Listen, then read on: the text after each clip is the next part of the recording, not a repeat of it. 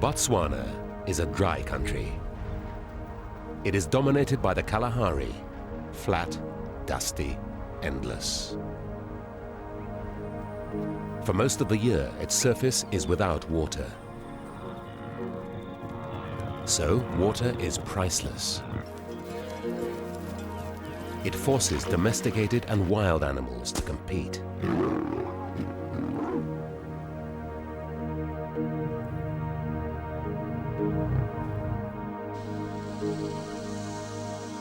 The barren Batete River forms the western boundary of the Makgadikgadi Basin, a vast sea of arid grasslands and salt pans.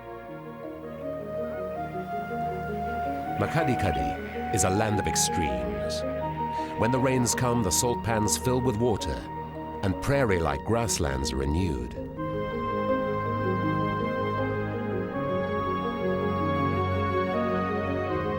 Southern Africa's greatest free-ranging herds of wildebeest and zebra spread out across the basin, and memories of the drought evaporate on the cool breeze.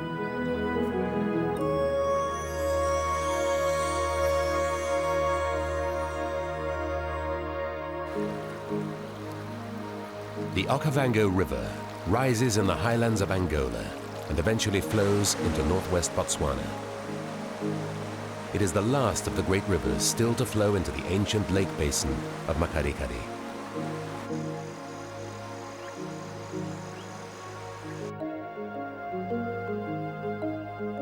The giant river transforms the Kalahari into fertile swamplands, but never reaches the sea.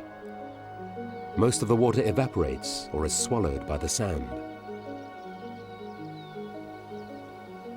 The river breaks into many channels that fan out to form an inland delta. Only one channel escapes the delta and flows into the Kalahari beyond, the Batete Channel. Most years, a tiny percentage of floodwater makes it to the channel. Sometimes, nothing at all. This region of Botswana is the bed of one of Africa's greatest ancient lakes, Makgadikgadi. The Batete Channel connects the Okavango Delta to the vast Makgadikgadi soda pans, where the ancient lake finally disappeared. Today, the only regular water supply into this region comes from the Okavango. The water hasn't reached beyond the delta in the last 7 years, and the last pools in the channel are slowly drying up. This herd of hippopotamus watches their pool shrink year on year, waiting for the floods to come. Now they rely on the government tanker to keep their wallow wet.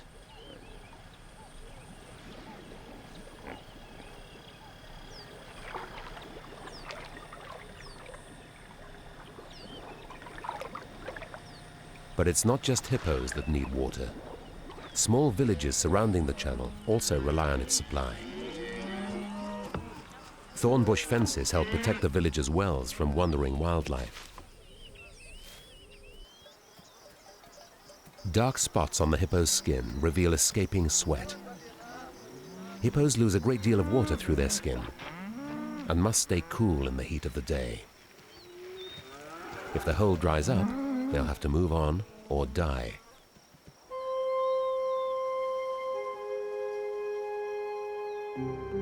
From the air, a mosaic of wells shows the impact of the villagers and their animals on the dusty bed of the channel.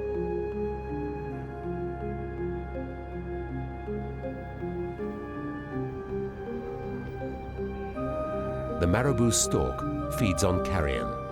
For this bird, drought is a time of plenty.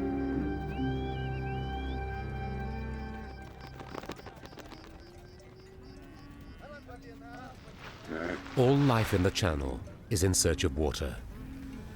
Wild and domesticated animals are forced into uneasy and unnatural association.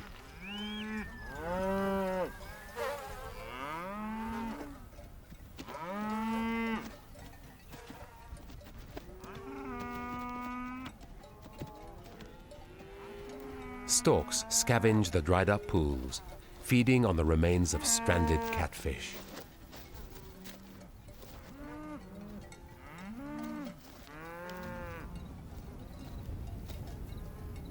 There's plenty of carrion to be found in these desperate times. Villagers can access water beneath the channel from their wells, but their protective thornbush fences are not always effective.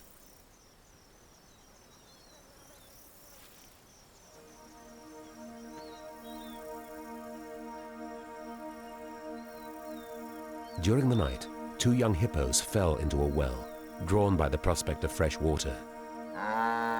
So has a cow.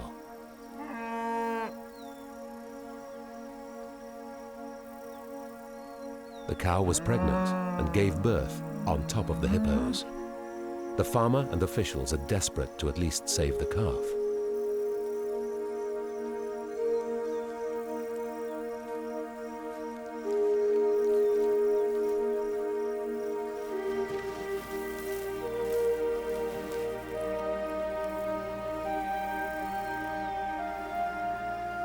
Cattle are a symbol of wealth, and farmers can't afford to lose them to the wells.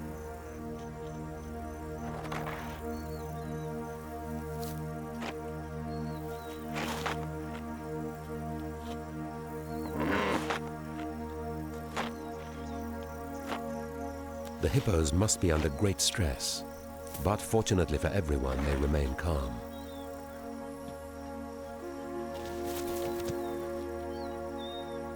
Wildlife officials are keen to see that the hippos are safely released, and the farmer needs to get them out of the well before he can release his cow.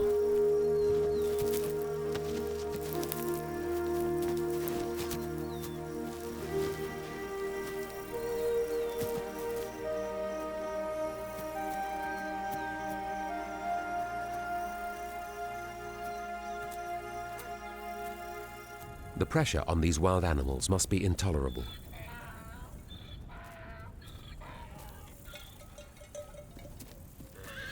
But survival takes precedence over everything else. The government decided to withdraw the tanker in the hope that the hippos would move back to the swamp 60 miles away. But the hippos remained, sustained by natural water seepage and limited grass nearby. Once the surface water was gone, the competition with domestic animals ceased.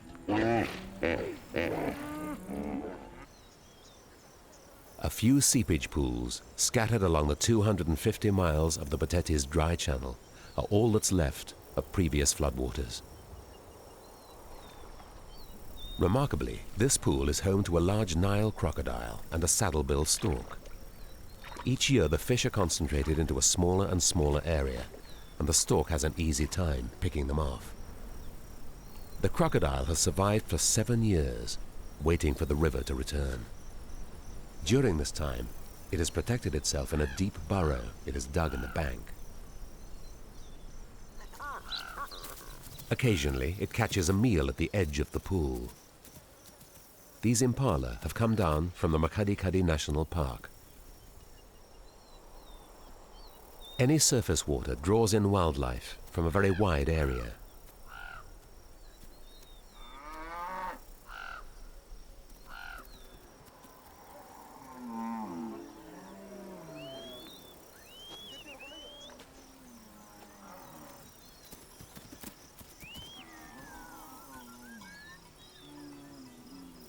Nowhere in the Botetti is free of cattle. This is the only permanent surface water for thousands of square miles, and people depend on it. But at this point, the riverbed forms a boundary between the national park on the east and the villagers' lands in the west. The unmarked boundary runs down the middle of the channel.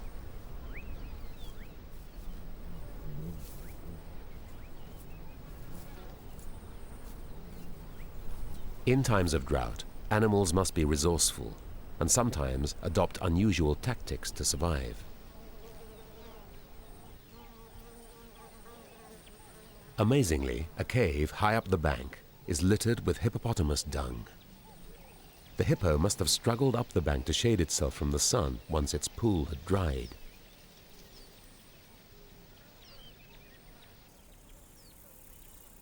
But without water, the hippo couldn't survive for long.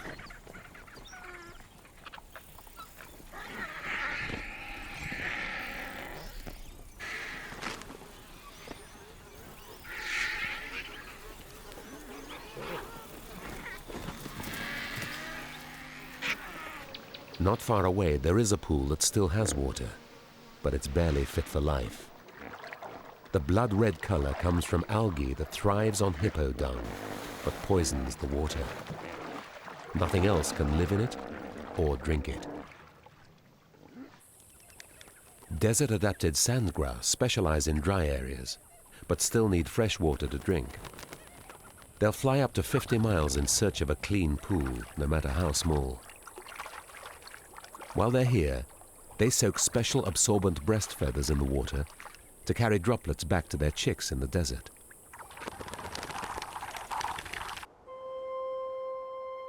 As the channel runs alongside the park towards the Makgadikgadi salt pans, the seepage pools become few and far between, until they disappear altogether.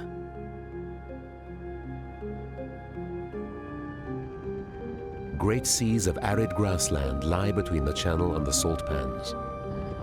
These grasslands support massive free-ranging herds of grazers, especially wildebeest and zebra. In the dry season, the herds are forced to live along the edge of the channel because it provides their only source of water. They visit it in their thousands, a few hundred descending at a time to drink.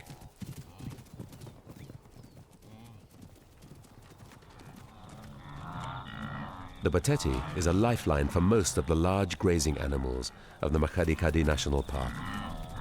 Even though its sandy riverbed offers little, these grazers have no other choice. Scavengers follow the wanderings of the grazers as the drought takes its toll. In the channel, the concentration of animals provides a captive audience.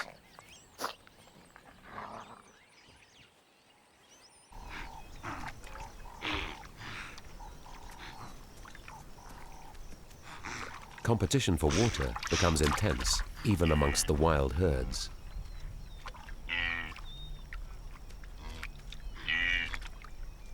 Water seeps into some pools so slowly that wildebeest must pause between each sip.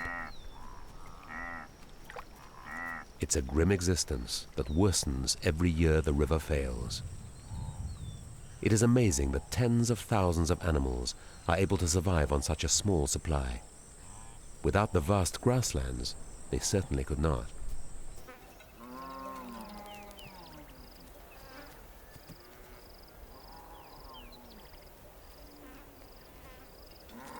Cattle are very important to the rural Botswana people. One side of the channel is cattle country, the other national park. But without a physical boundary, the result is a free-for-all at the waterholes.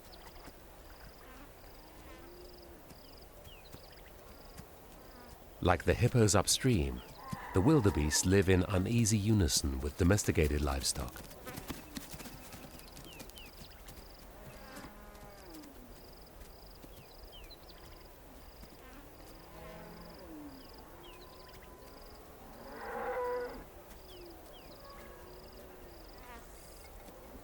The wild grazers are timid and find it difficult to compete with domesticated animals for water.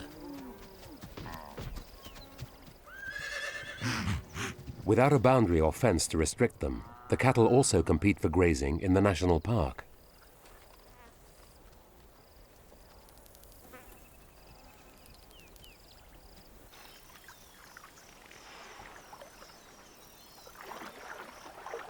There is a new arrival in the blood-red pool. A baby hippopotamus nervously swims looking for its mother. It has good cause to be anxious. It is unfamiliar with the other adults. In normal conditions, it would spend the first 2 weeks of its life hidden from the herd, protected by its mother. But now, it seems confused.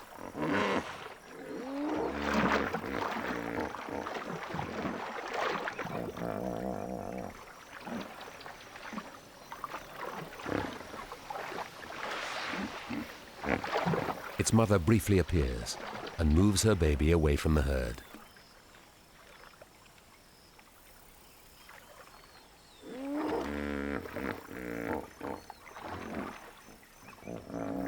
But there is nowhere for the mother to hide her calf, which is now approached by an older female.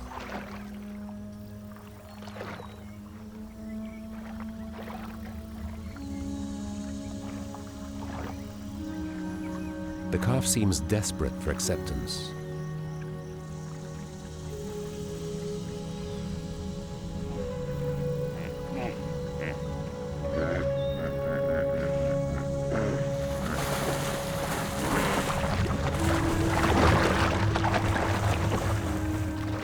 Perhaps this behavior is a built-in survival mechanism that is avoided when normal conditions prevail. 3 baby hippos have been killed in this way in the last year.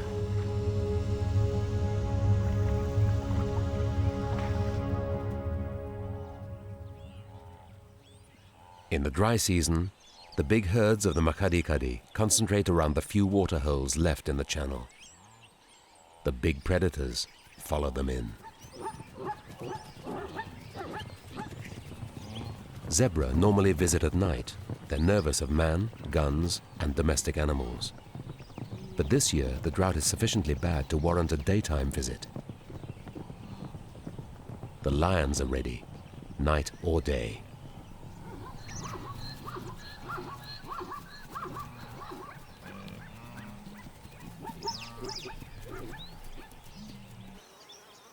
One grazer looks much like another to a lion. They don't differentiate. Predator and prey mix freely without a fence to separate them. And the villagers are not happy with rampaging big cats near their herds.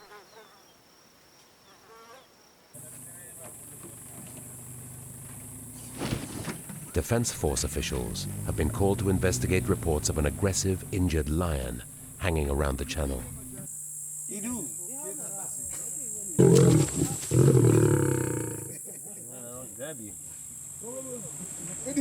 He's a handsome but wild beast, and clearly will not cooperate with an inspection, so must be tranquilized first. I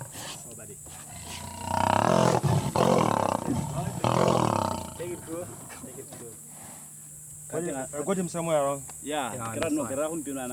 If his wounds can be treated, he will be translocated within the park away from human settlements.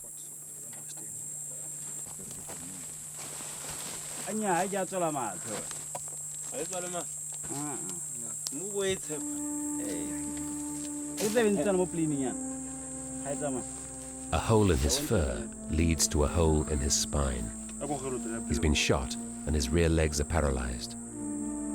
The shooting was probably a reprisal for a cattle kill, or perhaps because he was seen too close to livestock. Either way, he has no chance of survival in the wild and is given a lethal injection.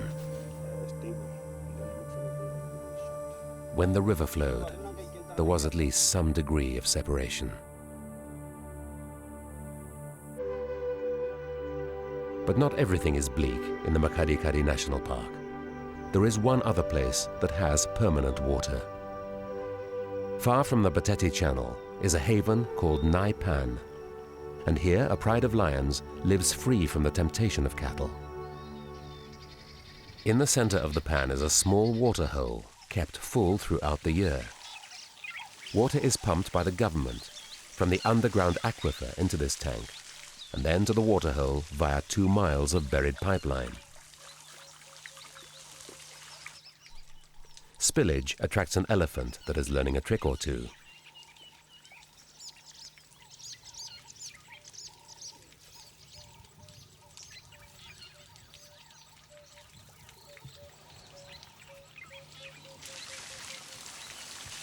It seems the elephant knows that when the tap is turned, the tank overflows.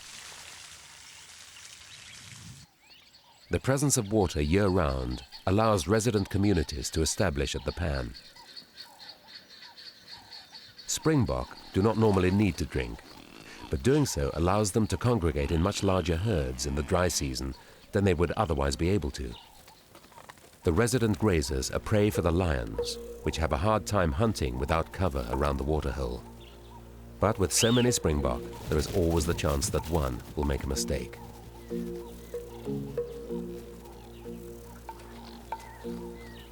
It's only a matter of when.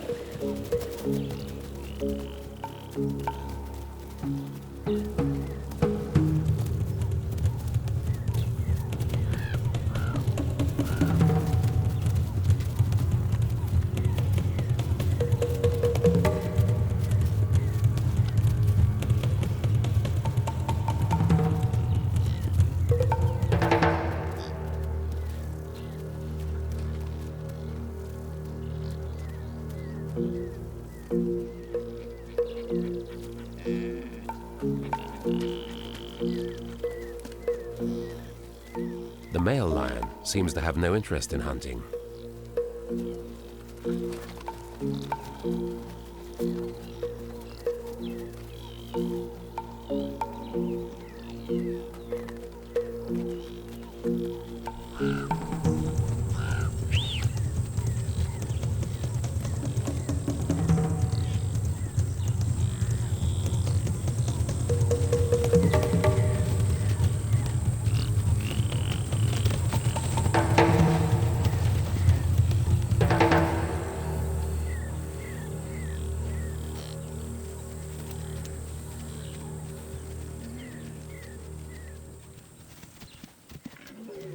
The kill will be shared between the hunters. Or perhaps not. Lions are great opportunists, and it makes sense for the male to use his strength claiming the kill rather than exhausting it hunting on the plains.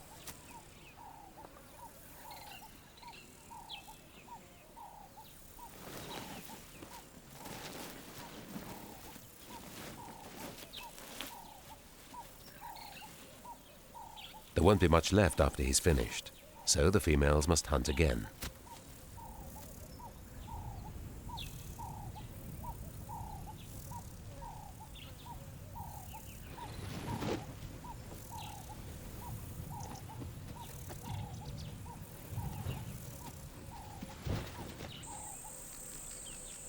He takes his meal to the shade of some thorn trees, where he can enjoy it at his leisure.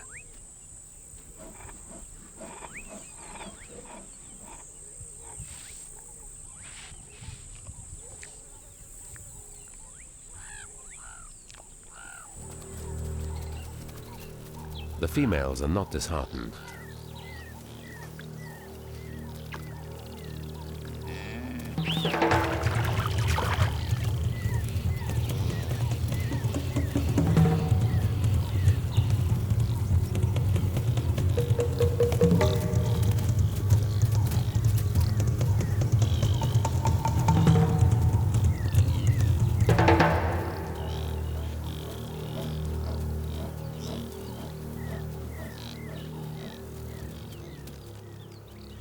The midday sun defeats them, but the springbok aren't going anywhere.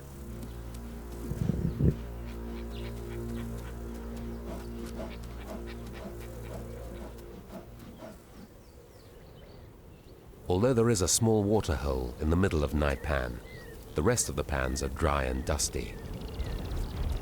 Strong breezes soon whip the dust into the air and dull the rays of the sun. There's little to do in a dust storm, except wait for it to blow itself out.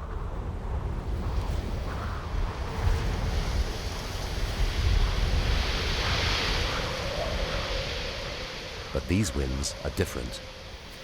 There's a change in the air, and the animals can sense it.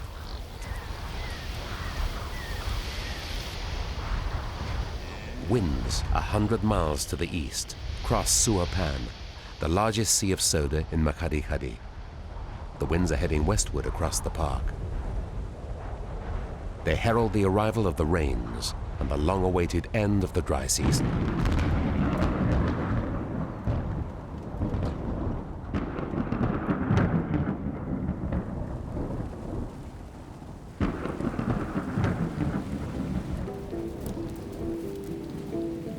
The change in atmosphere is palpable.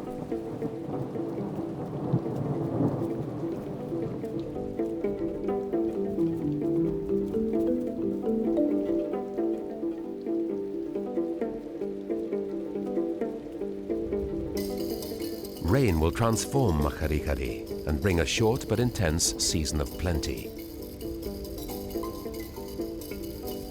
It's as if the lions know what good times are about to come and celebrate their imminent arrival. Renewed grazing will bring good times for the springbok too.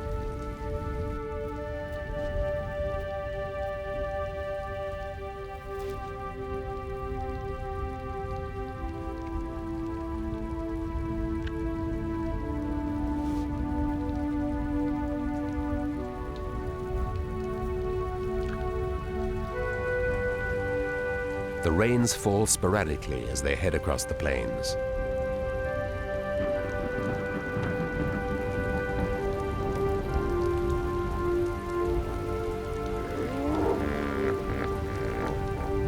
At last, the long-suffering hippos are freed from their tombs of caked mud.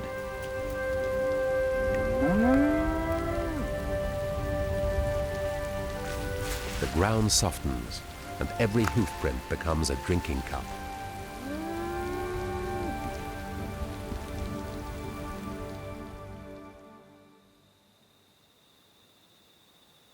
When the moon is up and the air is cool, the hippos ease themselves from their wallows for the last time. They can now leave the Boteti Channel and travel through the damp night towards the far-off waters of the Okavango Delta.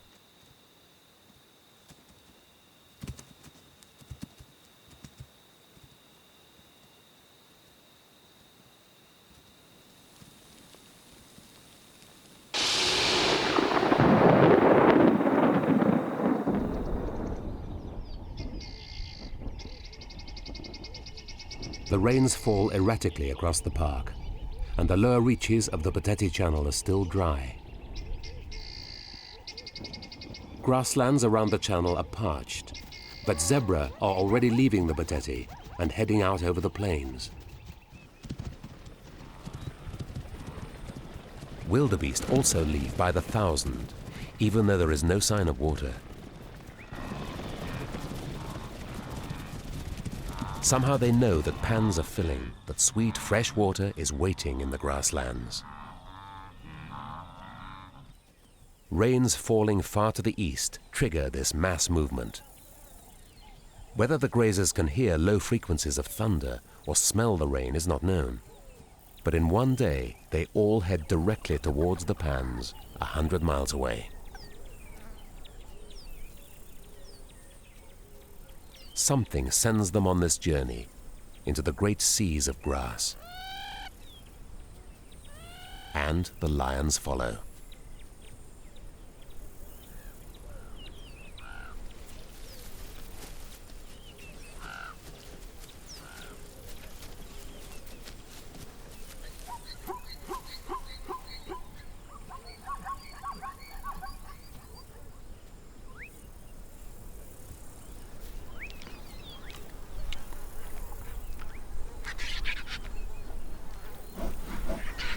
The lions are forced to be as nomadic as the grazers. Almost all their prey has left the channel, and they can avoid human harassment by leaving too.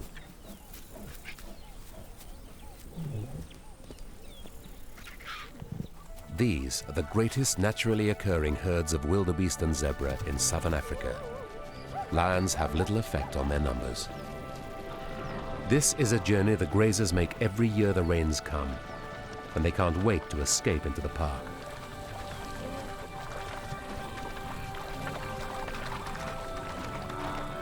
For the first time in 7 months, they can drink unaccompanied by man or cattle.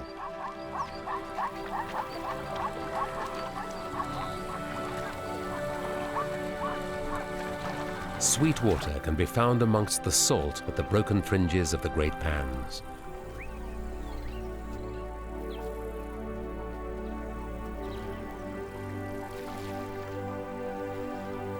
And as if from nowhere, streams of flamingos arrive, stopping off on their way to their breeding grounds in the largest pan.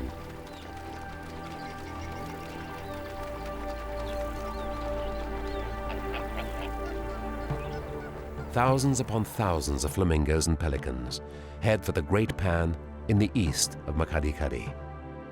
At the same time, the herds of grazers head towards the western edge of the pans and to Naipan in the north, where they join wandering elephants.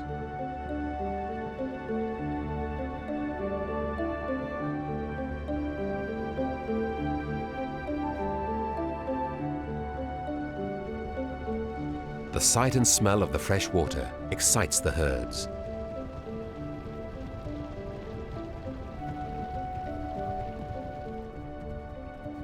Zebra and wildebeest blaze trails across the Makgadikgadi National Park. Once they're out in the open, they're finally safe. Man and his animals can't follow the herds out here.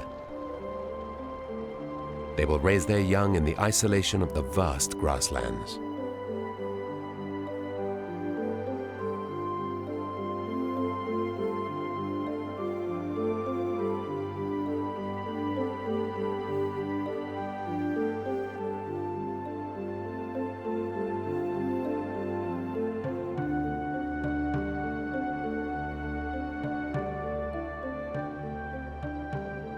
The salt pans are the largest in the world, and rain transforms them into thousands of square miles of soda lakes.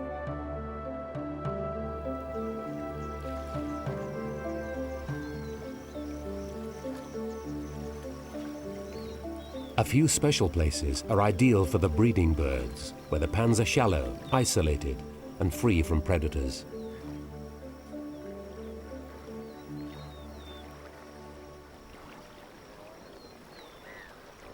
When the conditions are right, pelicans colonize the northern end of Tswapong, where fish are washed into the lake from the newly connected rivers.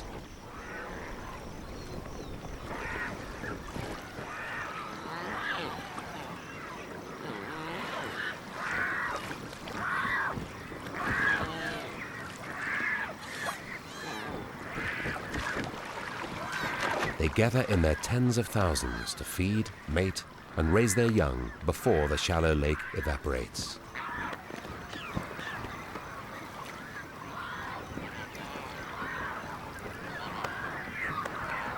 The southern part of the pan is a mecca for all of southern Africa's flamingos.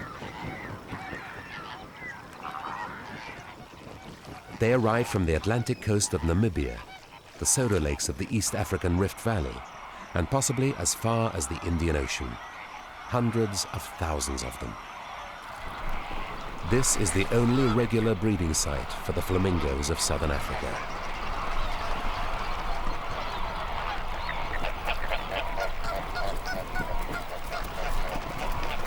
And like the herds of grazers, they seem to know the rains are falling and time their arrival perfectly.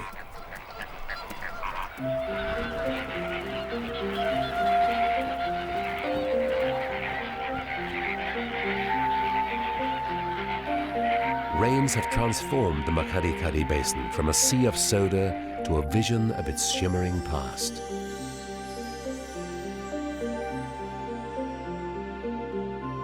Grass grows quickly in the lush plains that surround the new soda lakes.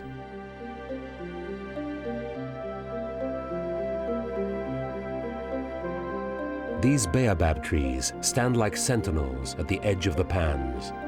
They may have witnessed this annual transformation for the past 1,000 years. And some animals have made the annual journey across the plains for even longer.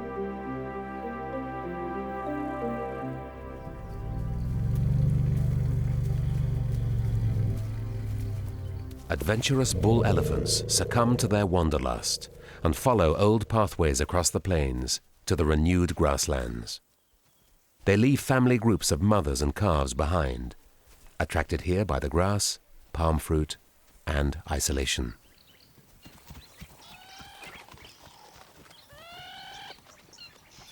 Large herds of zebra start to arrive in the rich grasslands of Naipan.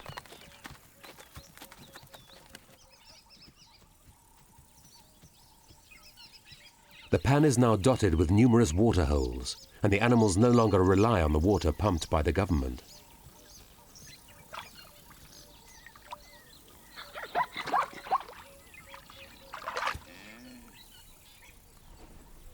The wet season has inundated Makgadikgadi and Naipan with wildlife, ready to take advantage of this time of plenty. The animals can graze and drink with ease, and their spirits seem to be lifted by their brief time in the transformed pans.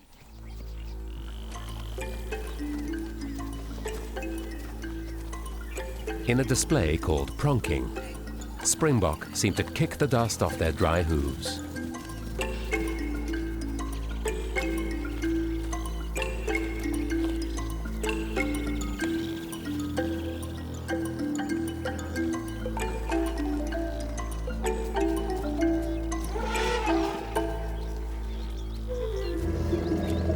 Elephant bulls become skittish in the cool, moist air, trying each other out for size, testing their strength. They enjoy life in Makgadikgadi.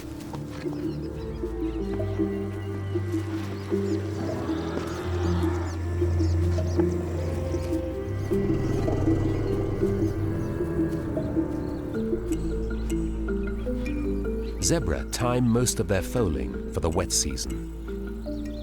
Those born now benefit from the abundance of food and from termite mounds that make wonderful belly scratchers.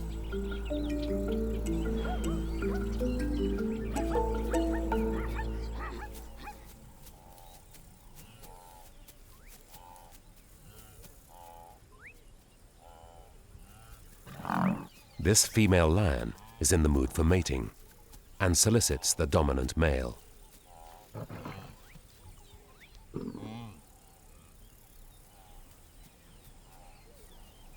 But this young male tries to take advantage while the dominant male is distracted.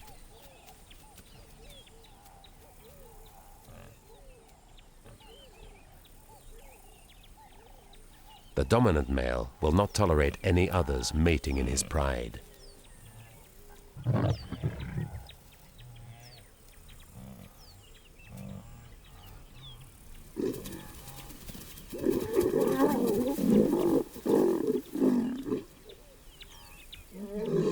It won't be long before the young offender is driven out permanently.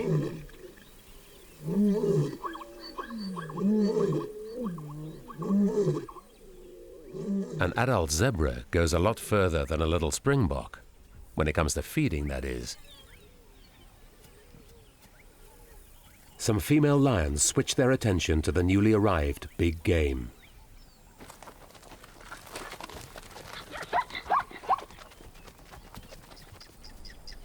Lions hide strategically in the long grass to ambush zebra, shepherded their way.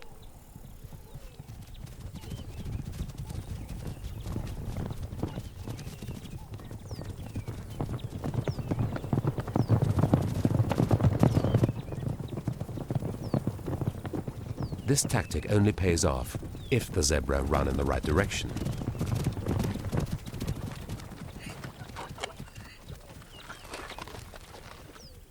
Luckily, they have.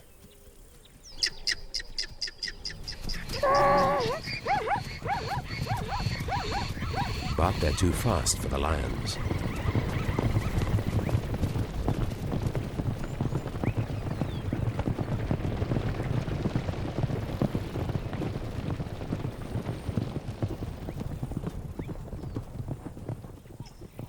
The male just watches and waits.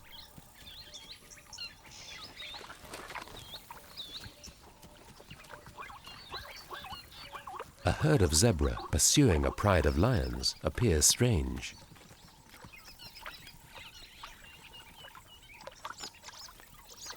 But the lions are busy drinking, and with their backs in full view, there's no room for surprise.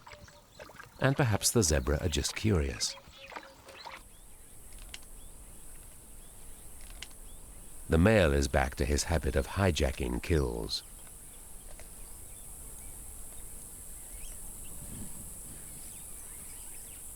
This time, he's robbed a leopard's larder.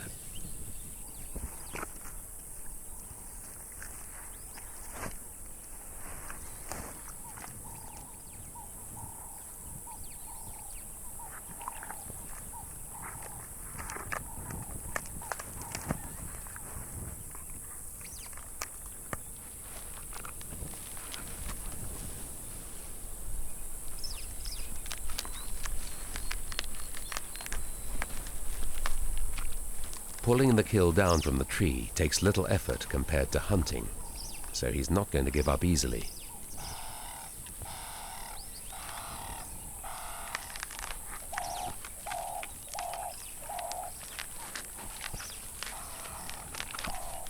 Half a kill is better than none, and much better than exertions in the heat.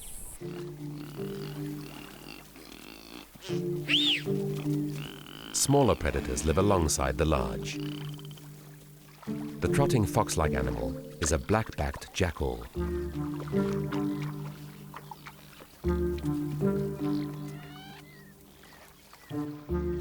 While there are no other predators around the waterhole, the jackal takes a chance. Jackals scavenge or hunt small mammals. They're great opportunists, but only the black-backed hunts animals as large as springbok.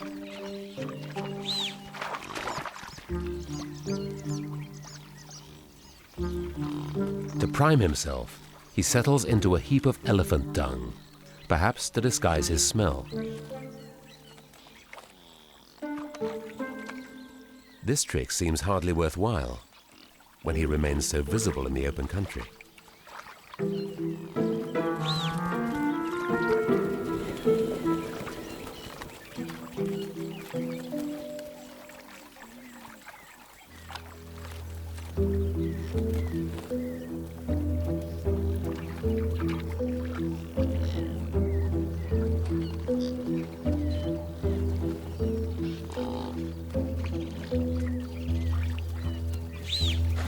A sudden lunge scatters the adults, but surprises the youngster caught up in the mud.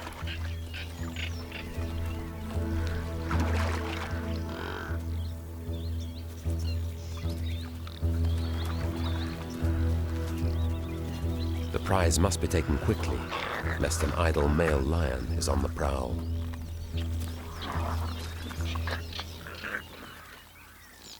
Tawny eagles pose no threat to the springbok. Even their lambs are too big for it to catch.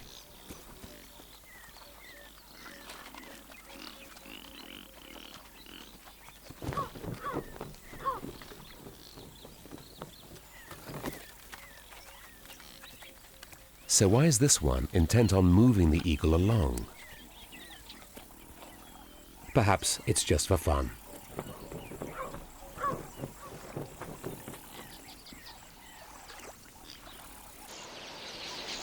Some of the smaller pans are already drying up when thousands of finches flock in to drink.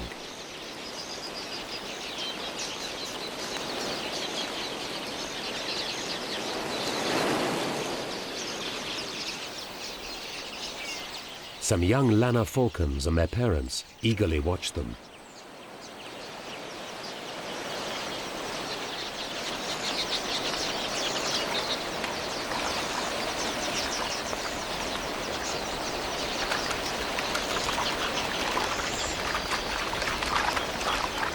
The finches are red-billed quailier, and the sheer numbers of them drinking means that many fledglings become waterlogged.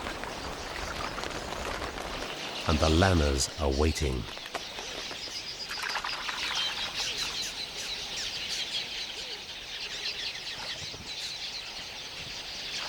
It's time for target practice.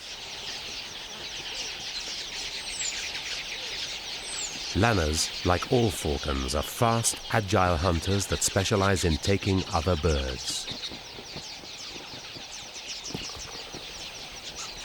The floundering quailier give the young falcons a head start with their hunting skills.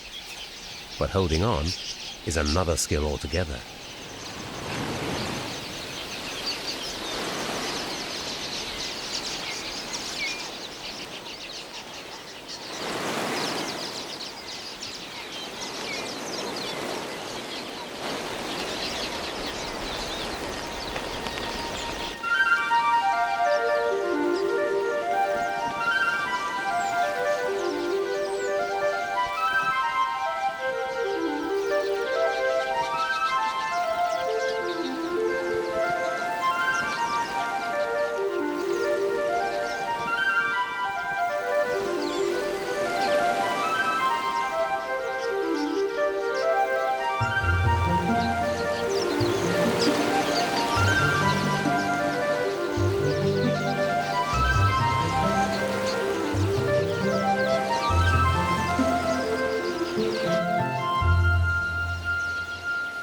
Quelea feed on the abundant seed in the open grasslands, which they share with burrowing meerkats.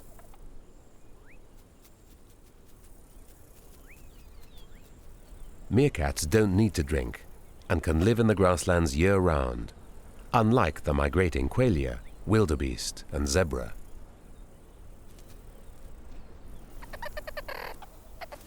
Only a few inches high, the meerkat baby is on its first sortie out of the den. It has a lot to learn.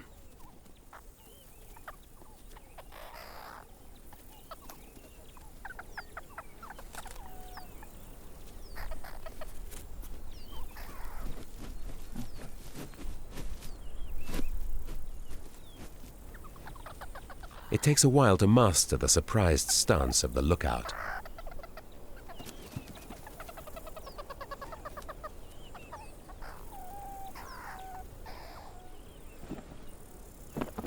The lanner is on the attack again. It's not interested in the adults, but it could be tempted by the youngster. And the baby hasn't mastered walking yet, let alone fleeing.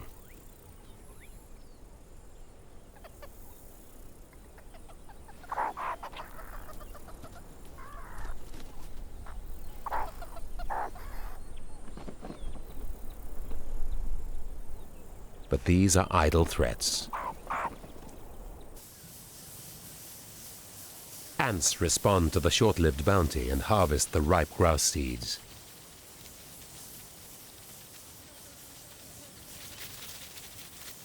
After collecting the seeds, they sort them, literally separating the wheat from the chaff, then store them in their underground larder, ready for the dry season to come.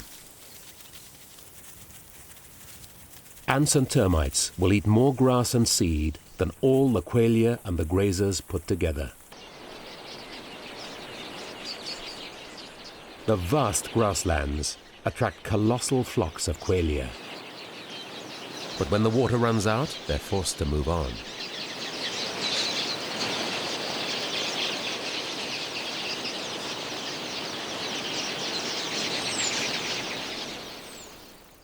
The time of plenty is short-lived, and animals make the most of it by feeding almost continuously.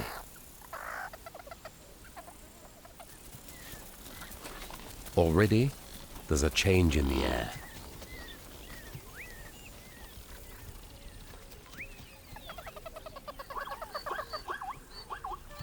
Zebra hooves raise telltale clouds of dust on the plain.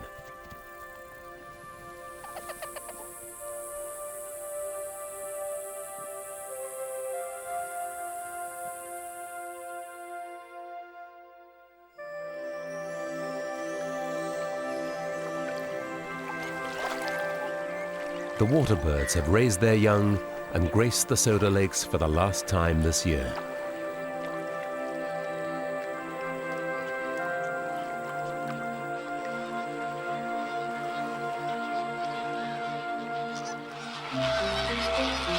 Flocks of flamingos begin to stream away from the pans.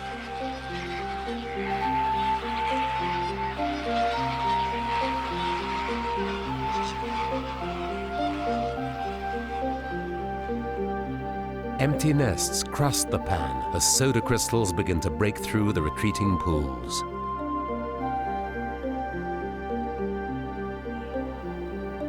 When the water is too salty to drink, the herds of grazers know it's time to leave. Time to leave behind fast-fading memories of sweet water pans and trudge back to the harsh realities of the Boteti in the far west.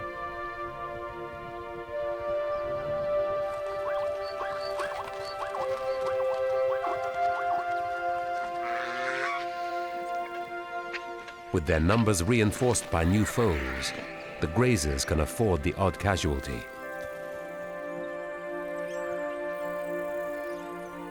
Already, the Makgadikgadi is unrecognizable, but all too familiar.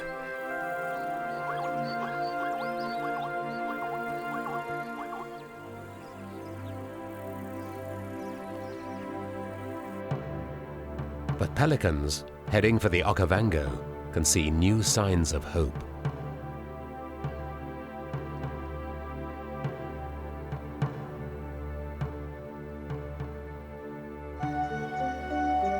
This year, floodwaters are flowing from the Okavango into the Boteti Channel. They've traveled further than they have for 7 years. While they've still not reached the park, perhaps they signal the beginning of a wetter time. Meanwhile, plans are afoot to keep wildlife and cattle separate and bring benefits to both communities. If the floods are strong, then perhaps the river will form a major boundary for the Makgadikgadi National Park once again.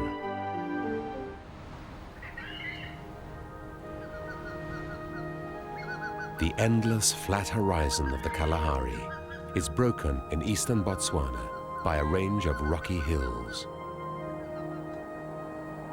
A pair of black eagles soars near the largest range of hills, known as Tswapong. Their aerobatics declare their attraction and bond to each other. These are the most accomplished aviators in the eagle world.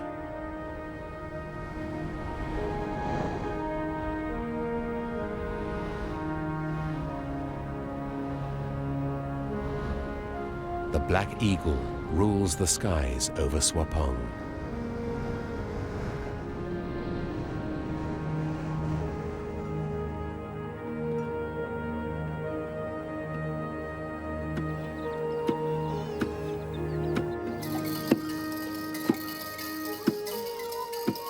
Eagles still soar over Botswana villages, where life continues in the rural tradition.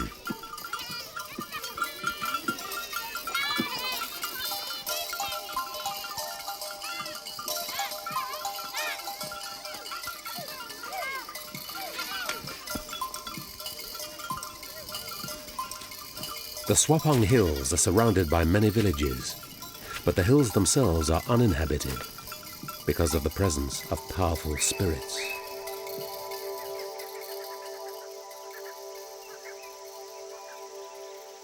Gorges cutting deep into the hills are believed to be home to the spirits of the ancestors of the Botswana people, the Badimo.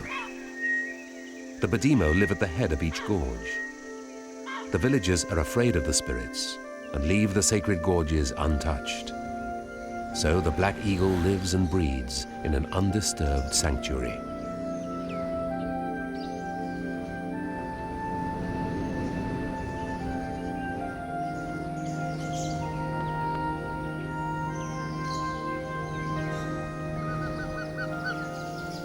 The most sacred part of the gorge is at the head, where pure water bursts from the bare rock.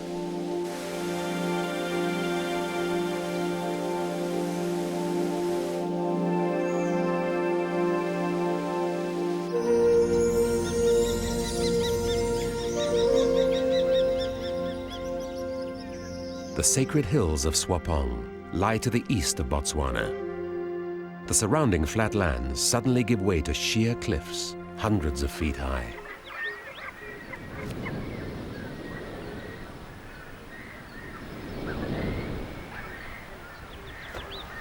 Updrafts lift the eagles effortlessly into the sky.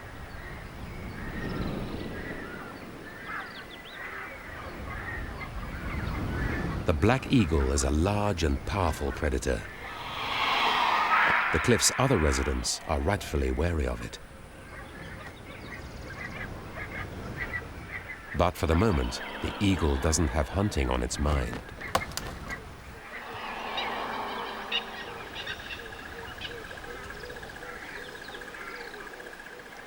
Red cliffs, washed white, reveal the roosts of the cliff's largest resident, the Cape vulture.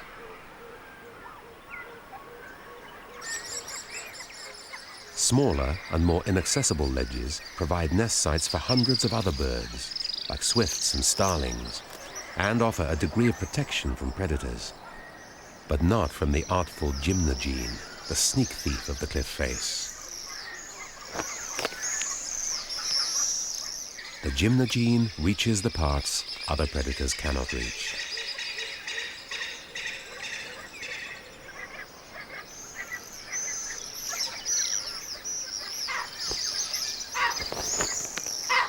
The rocky terrain attracts a wide variety of specialized residents.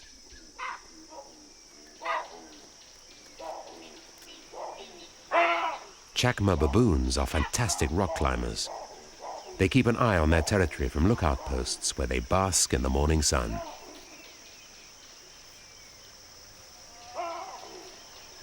Hyraxes use the rocks like radiators in the cold mornings. And the myriad crevices are occupied by a myriad crevice dwellers.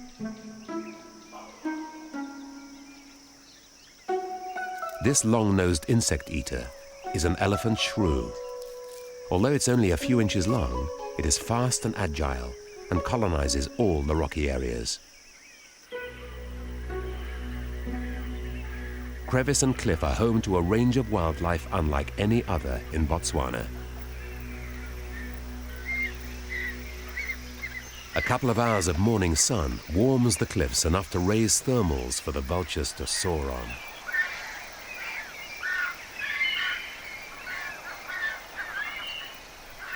Once the vultures reach the top of the thermal, they peel off and head across the arid plain in search of carrion.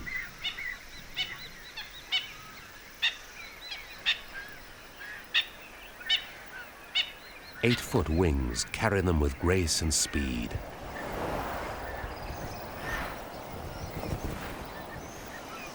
But the short ledges call for a sudden stop.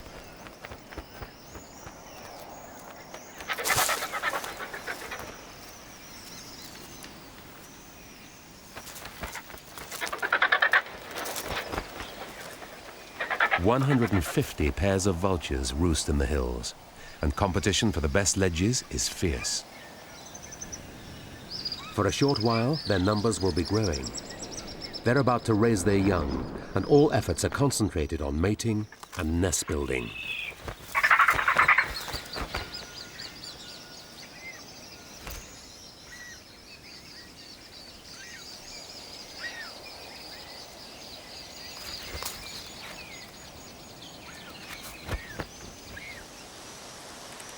The search for nesting material takes them to the wooded base of the cliffs.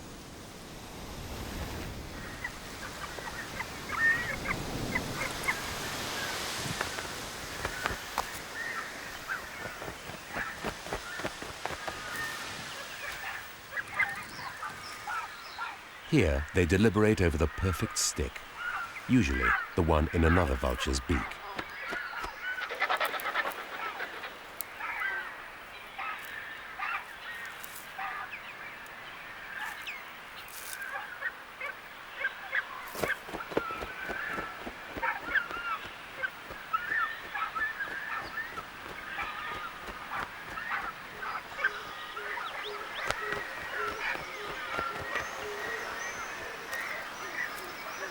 Nests soon fill the cramped ledges.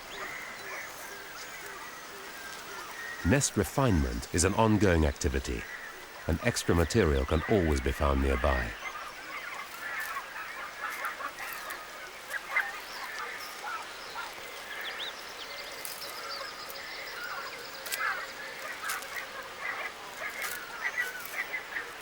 Vultures become so concerned with the exact placement of sticks that they don't notice where the rest of the nest is heading.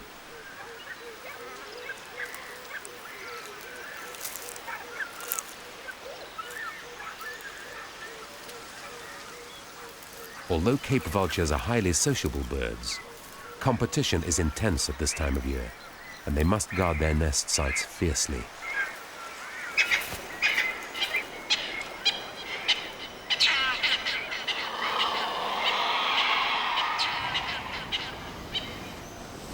The black eagle usually hunts small mammals, but an easy meal is always welcome. They regularly survey the vulture's cliffs for unprotected eggs and nestlings.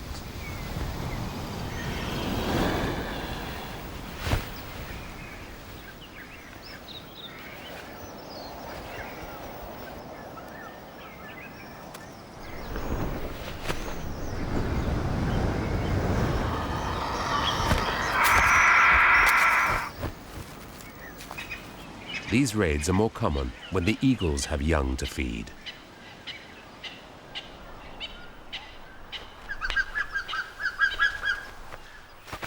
A pair of eagles will alternate between 2 or 3 nest sites over the years. This nest is built in a hillside baobab tree. As usual, 2 eggs were laid and 2 hatched, but the older chick has done away with the younger. Both parents feed and hunt for it during the 14 weeks it stays in the nest. The chick's appetite will keep them busy for most of each day.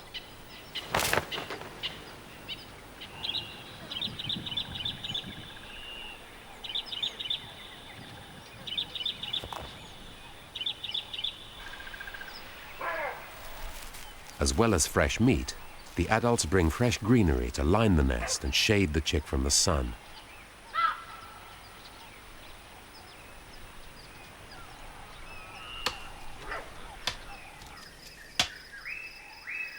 The eagles are not the only ones searching for greenery on the hills. A medicine man collects ingredients for traditional medicines.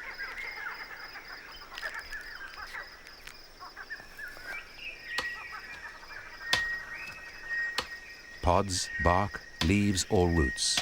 He only takes what he needs and never destroys the plants in the process.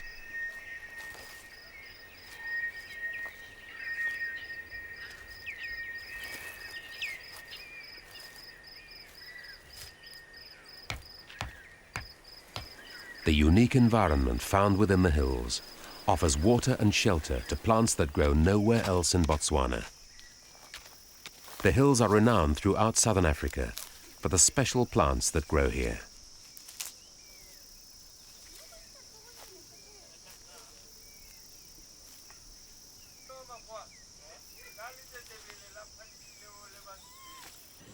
Many fruiting trees grow on the hillsides, and the fruit is an important part of the local diet.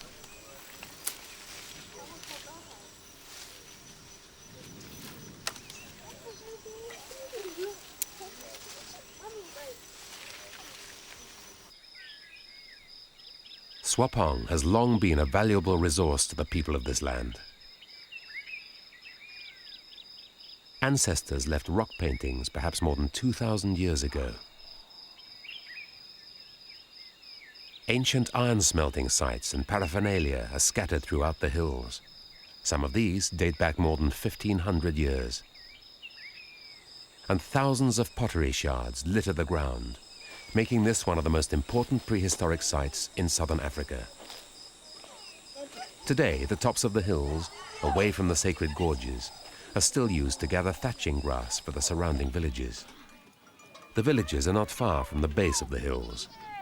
Water flows out to them year-round, and life is good. The Badimo guide the people, bring them rain, and cure their illnesses through the medicine men. A recent incident strengthened beliefs in the Badimo, if they needed strengthening at all. Sir Seretse Khama was the founding president of modern Botswana and a descendant of a long line of Botswana chiefs. When he died, a great rock crashed from this cliff into the river below. The gorges are sacred and run deep into the hills. The permission of local chiefs is needed before anyone can enter them. A few miles away is the arid Kalahari, but here trickling water produces lush and delicate greenery. The pools at the head of the gorges are especially sacred. Here, great snakes protect the Badimo.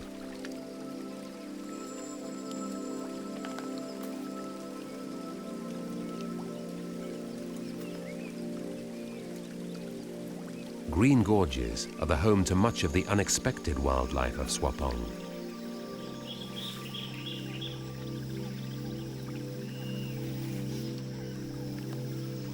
Tall forest trees line the high cliffs of the gorges, creating a shady retreat. Some of these trees are found nowhere else in Botswana. Fig trees are laden with fruit like a Garden of Eden. And vervet monkeys thrive in the thick vegetation, gathering fruit from the trees and enjoying shelter from the sun.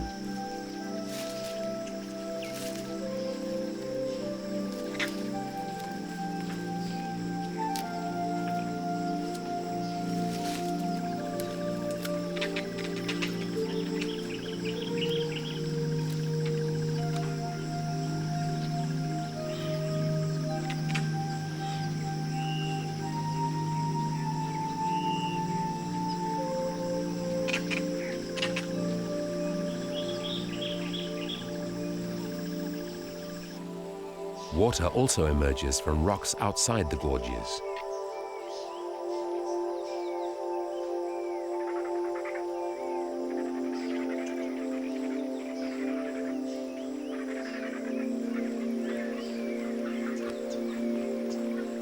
Wherever it appears, it is considered sacred and to have healing properties.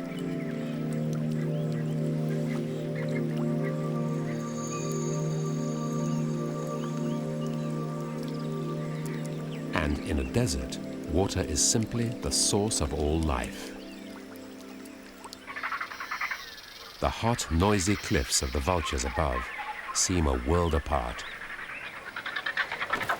Squabbles still erupt over nest sites. Many pairs have not found suitable sites, even though others have laid eggs.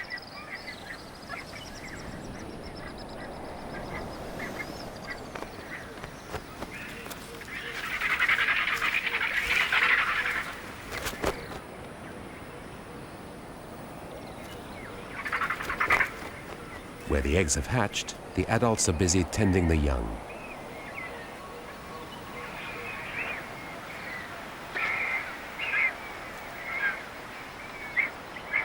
Latecomers have only the less desirable ledges left to them, or none at all.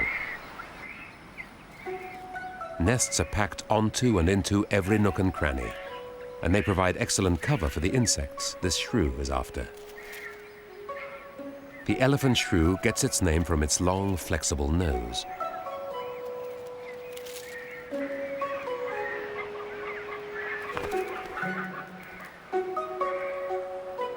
Although it looks like a mouse, it's an insect eater, more closely related to bats. The vulture chicks will spend almost 5 months on the ledge before fledging. At this age, they're seldom left alone for long, as they're vulnerable to airborne attack.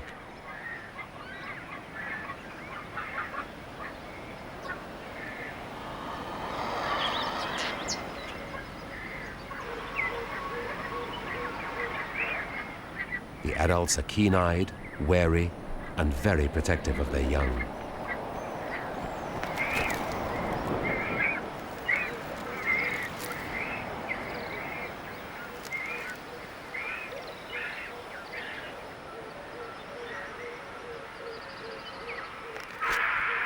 They can growl at the eagles, but they can't outmaneuver them.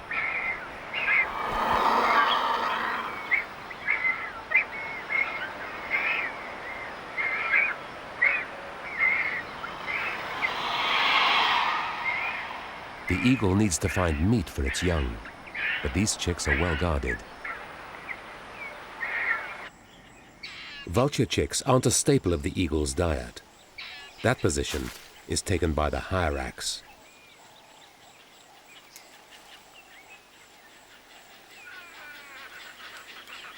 These curious-looking primitive mammals are unlikely relatives of the elephant.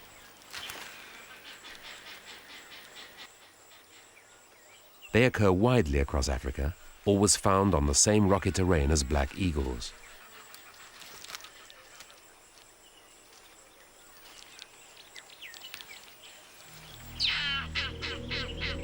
And it's here that the eagles, often hunting as a pair, like to surprise them. They build up speed on the far side of the hill, then swoop over the crest to surprise whatever lies in their path. But their plans are foiled by a francolin, so the pair separates.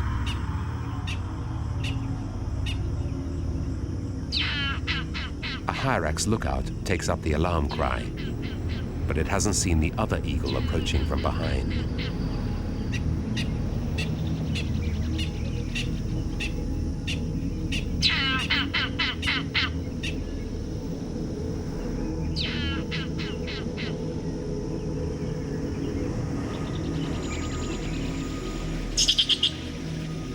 Once warm, hyraxes can run fast, and they scatter over the rocks looking for cover between the boulders.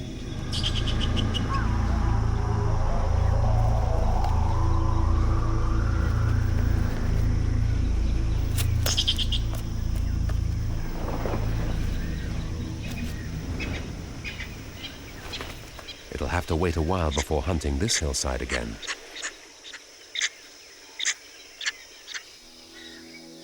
Tswapong is home to wildlife great and small. A beautiful gallery of rust-colored rocks provides canvases for abstract patterns of lichens.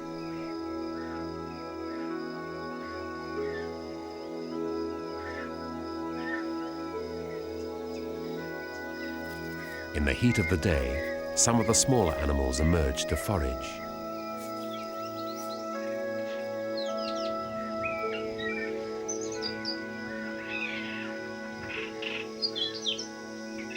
Mocking-chats are on the hunt for insects. Flat lizards lie in wait for a meal. It's all a matter of scale and scales. A fallen boulder becomes a great cliff for an armor-plated rock climber.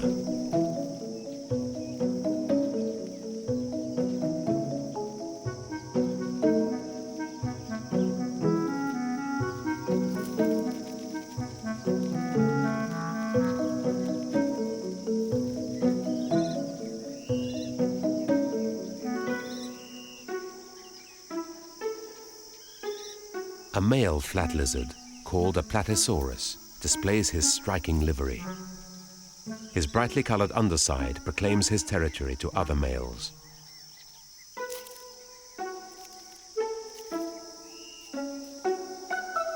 Always on the lookout for a juicy meal, the shrew scouts the insect-filled crevices. But it needs to be careful. Many other animals would consider the shrew a tasty meal. These are the coils of the venomous puff adder, and its main prey is small, warm-blooded mammals. It can sense body heat in special pits on its head, so it can track the shrew without actually seeing it. The fascinated flat lizards become animated by the puff adder's progress. They jolt and jar as the adder flows in liquid locomotion.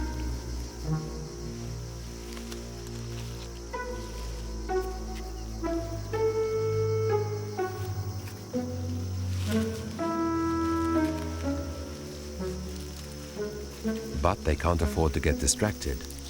Small reptiles are the favored prey of many of the hawks, eagles, and falcons that live in Tswapong. In fact, Tswapong is a bird of prey paradise. Rock kestrels are particularly partial to small lizards.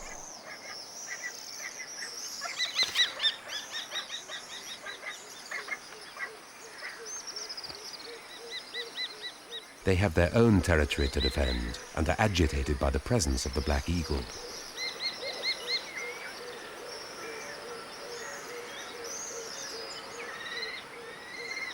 When eagles get too close, the feisty kestrels think nothing of going on the attack.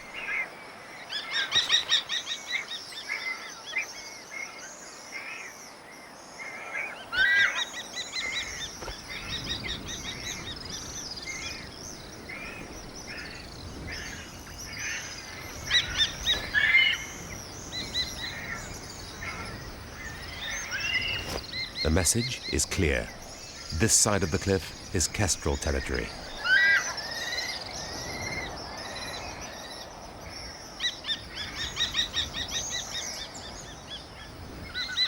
The arid eagle moves on. It must still find food for its young.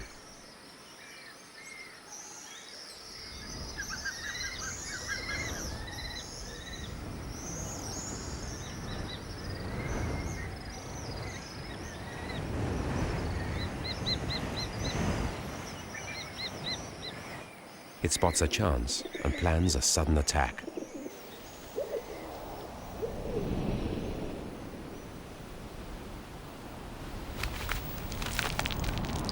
Storming through the skies, it strikes with ease. The rock pigeon was cornered and didn't stand a chance.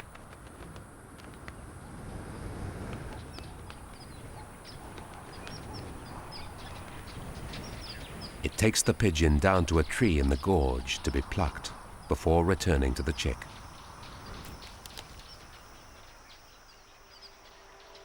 The bottoms of the gorges stay green year-round, thanks to the constant supply of water percolating through the rocks. Most of the wildlife in the hills is linked to this miraculous resource. Clouds rising above the range drop rain on the hilltops, which soaks down through the soft rock. When it reaches harder rock, it bursts from the cliffs.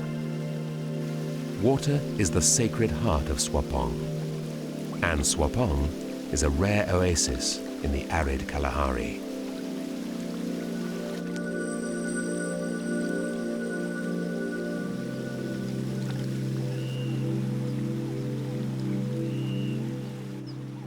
A goat-sized antelope is perfectly adapted for life in the rocky hills. The klipspringer tiptoes like a ballet dancer on points across near vertical rock faces.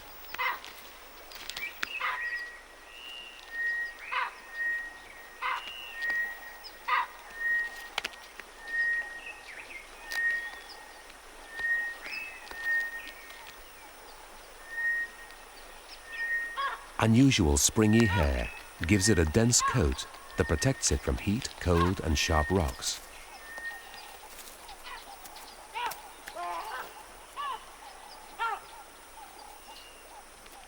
Klipspringers and their young are vulnerable to predators both from the air and the ground.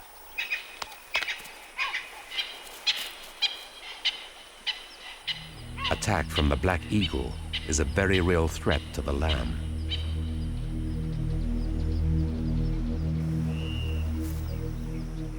When threatened, the lamb retreats to long grass and stays still. Adults can outrun most land animals on the steep rocks, even the powerful leopard.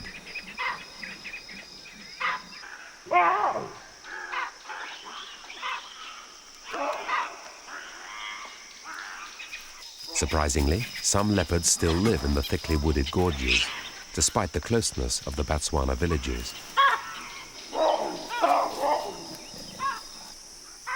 Baboons are preyed on by both eagle and leopard, and don't appreciate either as neighbors.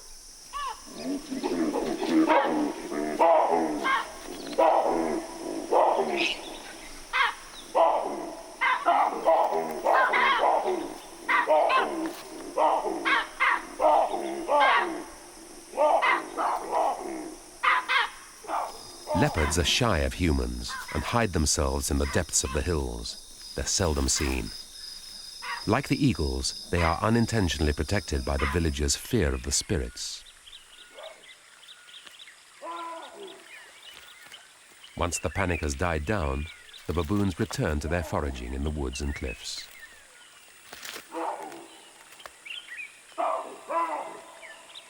They're nimble and confident on the rock faces. The rocks are refuges for numerous small animals that the baboons can feed on.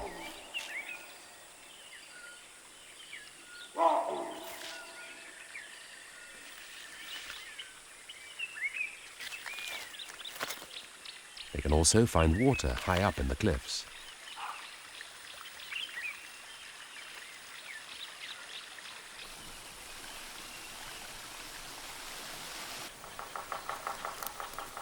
The gymnogene uses the cover of the woods to raise its young. The female makes final adjustments to the loosely made nest while she incubates her eggs. This unusual hawk is a one-off, the only member of its family. Its body is well adapted to its hunting habits. Long legs, a small head, and an unusually lightweight frame hidden beneath its grey plumage. It can display in a manner that seems quite shameful, a coy blush. The name gymnogene means bare cheeks, but the meaning of the facial display is not clear. It is common when a mated pair is near to each other or is excited.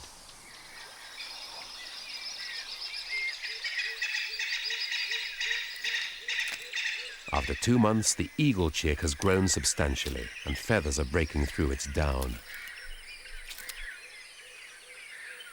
This time, the hyrax hunt was more successful.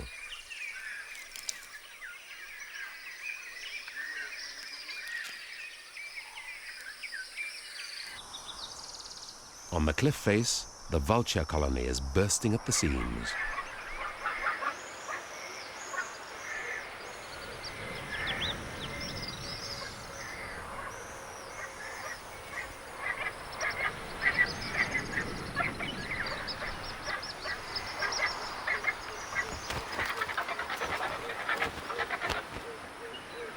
Rapidly growing chicks occupy nearly all the ledges. They may be young, but some already have 4-foot wingspans and even bigger appetites.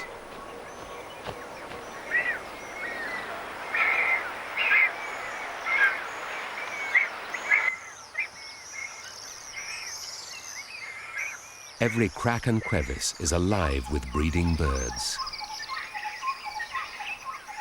Red-winged starlings sandwich nests into the narrowest fissures, while swifts glue theirs underneath. But no crack is too narrow or inaccessible for the gymnogene.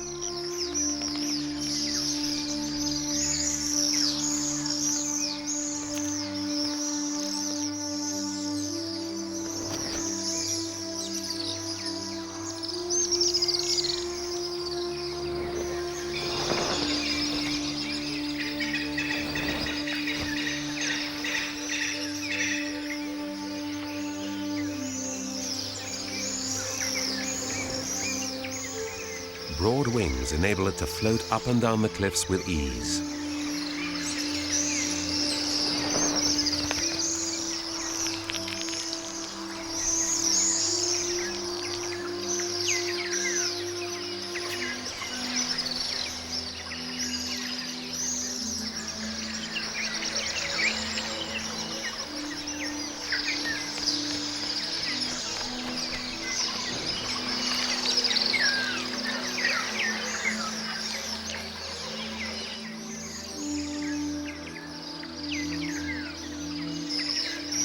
Its lightweight body lets it hang onto the bare rock.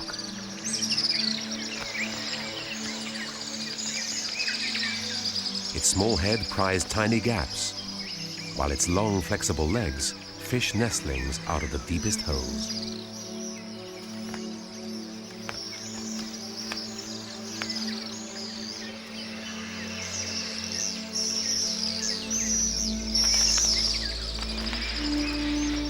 The starling's desperate protests won't distract the hawk for long.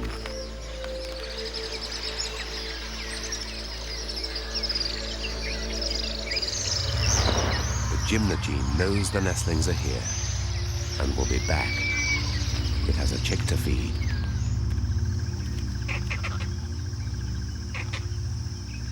Vervet monkeys are too big to be caught by gymnogenes.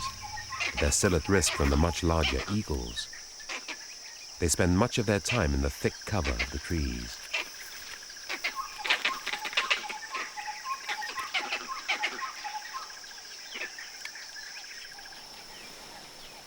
Like the eagle chick, this gymnogene hatchling has done away with its sibling and demands constant feeding.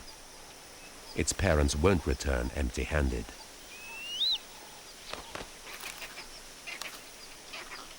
A second dash at the cliffs was successful, and the parent presents a starling. The gymnogene chick is in no danger from the troop of monkeys below. They're mainly vegetarian and scour the forest for ripe fruit. And there always seems to be something in fruit throughout the year.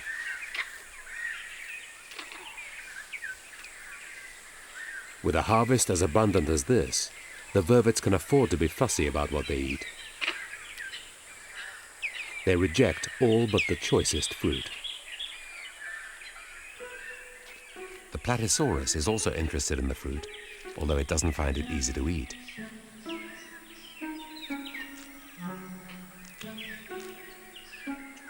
And a plated lizard, a fuller-bodied relation, is taken with the fruit too.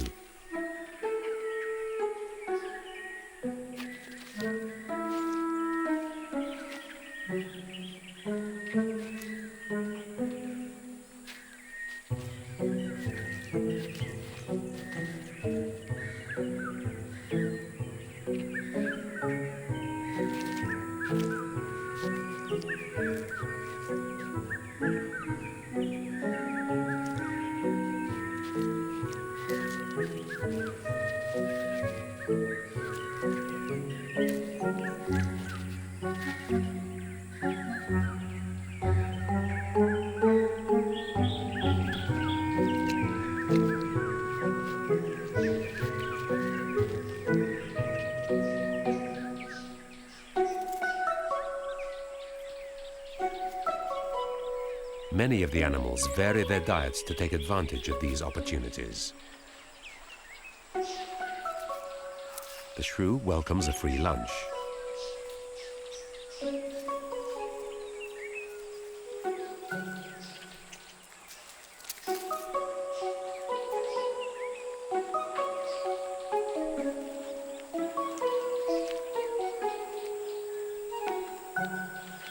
Everything comes to the lizard that waits.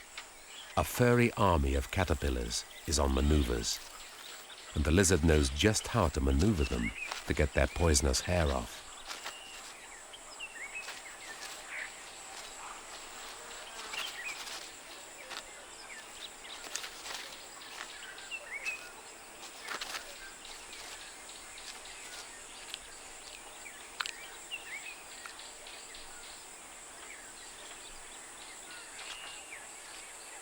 With lunch taken care of, he spends some time attracting the opposite sex.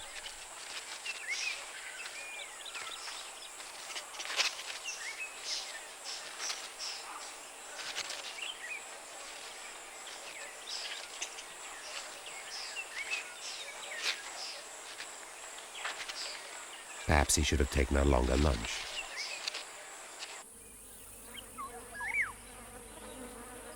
Bright colors aren't confined to the lizards. Spectacular aloes grow along the cliffs and gorges. Their fiery flowers brighten the landscape and provide food for nectar sippers and blossom eaters. Some plants act as larders for a whole host of dainty tree squirrels.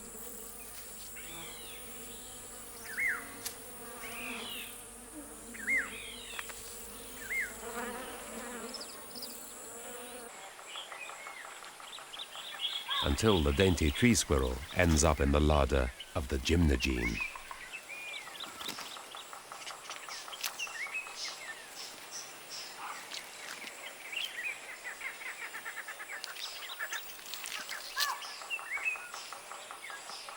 The chick is almost big enough to feed itself and might make a better job of it. Its parent has lost the little corpse in the loosely formed nest, much to the annoyance of the chick, which impatiently watches the rescue operation. The adult seems taken aback by the nestling's outbursts, but remains intent on retrieving the hard-gained squirrel.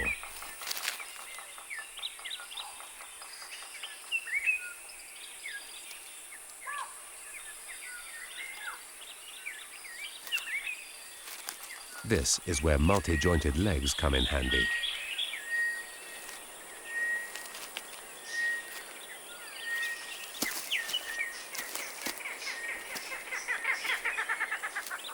A moment of hope or frustration.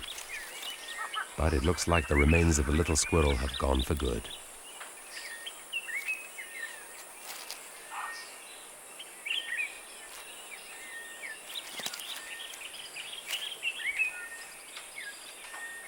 Perhaps it's time to make another visit to the cliffside larder.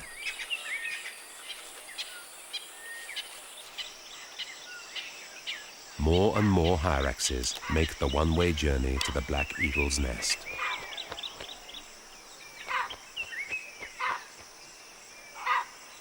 At 3.5 months, the youngster is the size of an adult, but looks very different. It won't get its adult plumage for another 4 or 5 years. But in a few more weeks, it will fledge and take to the skies over Tswapong.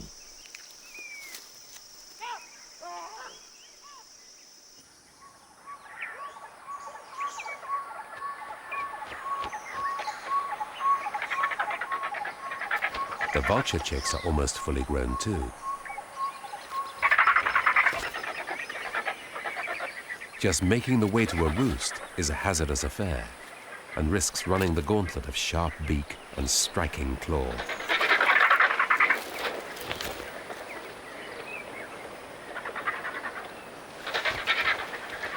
A pair that hasn't bred yet tries to take over a ledge from an almost fully grown chick. Amazingly, the youngster manages to fend them off until its parent saves the day.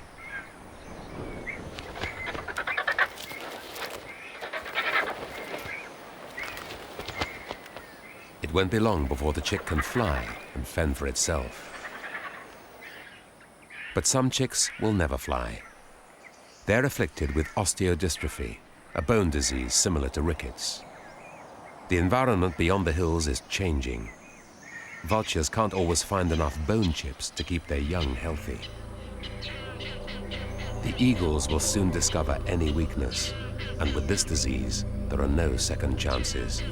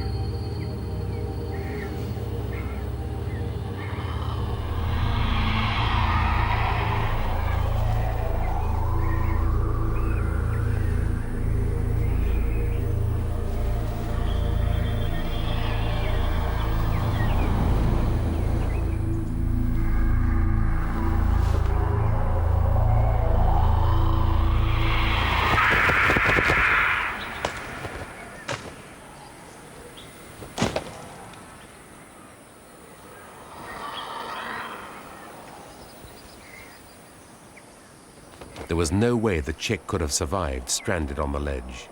And now there's one more space in the crowded colony.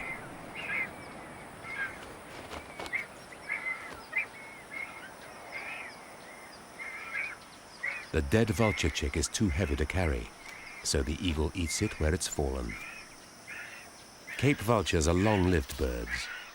The infant mortality rate is high, but they have many years to make up the numbers.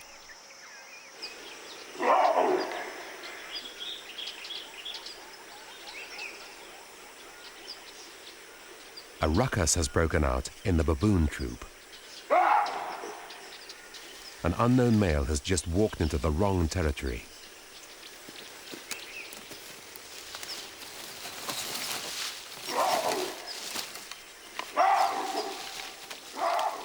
The stranger's presence threatens the standing of the dominant male in the troop.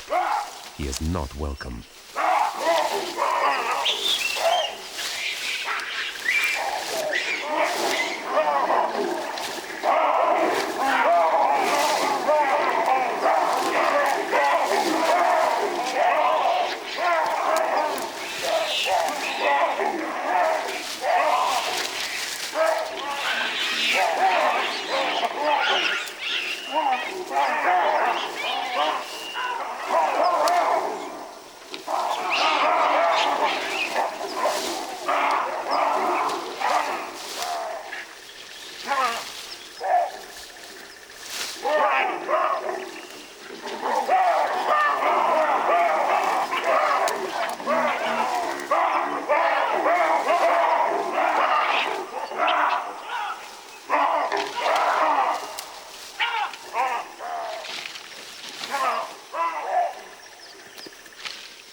The troop's dominant male stood his ground and drove the intruder off.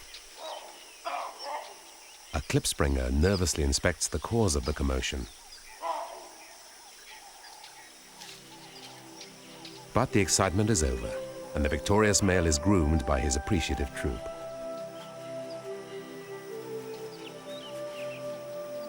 This gentle activity reaffirms their rank and relationships.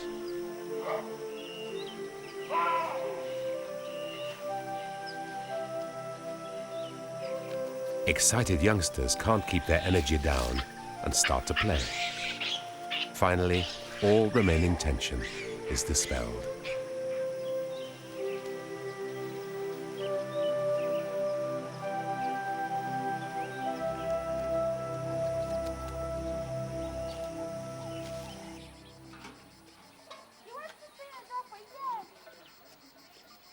the end of each day finds the villagers in their homes.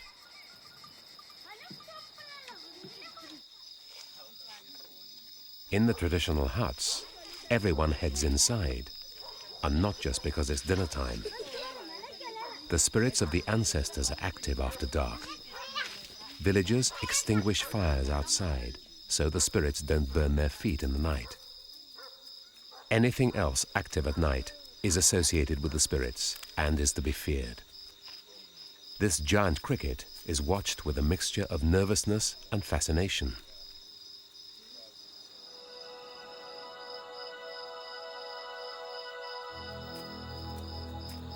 In fact, the villagers fear all nocturnal animals, no matter how large or small.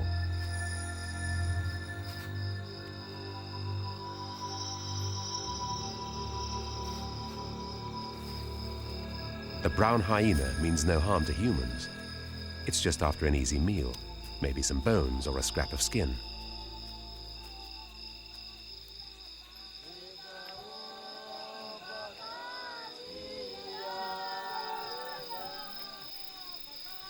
Despite their fear of the dark, some people actually head for the hills at night. Tswapong is a sacred place to nearby residents of all faiths. A Christian sect climbs up the hills to pray.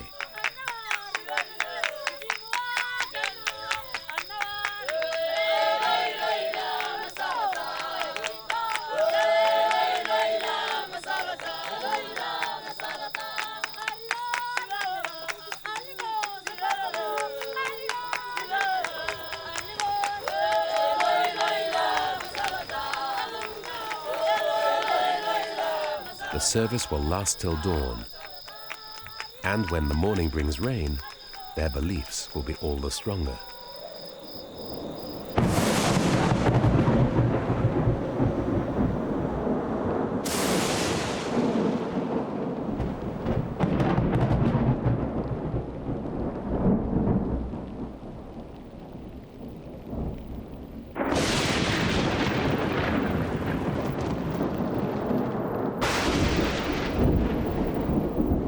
But the sacred presence of Tswapong is waning. Already the sacred gorges and hilltops are being used for cattle grazing.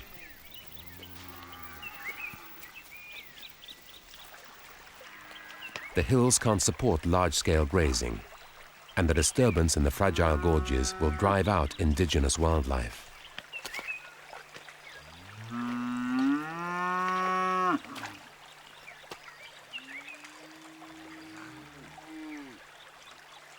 Times are changing in the villages. Modern houses are built now, and technology has been embraced by some.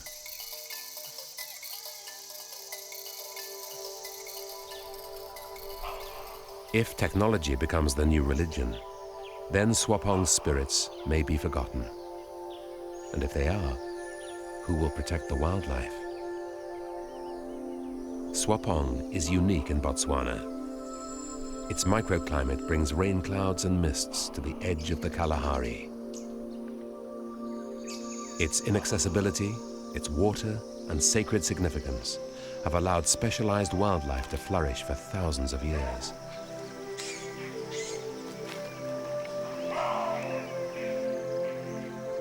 And this year, the vulture colony has flourished. The last chicks are fledging, testing their 8-foot wings on the breeze.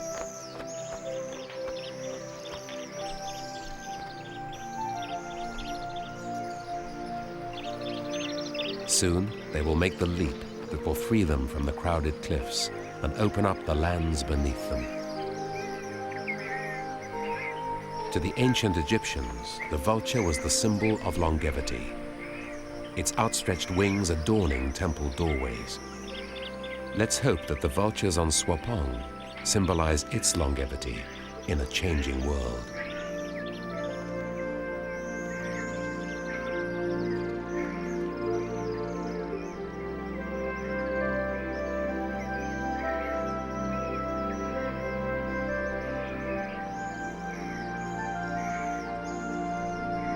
And if Tswapong does survive, its rulers have an heir to succeed them.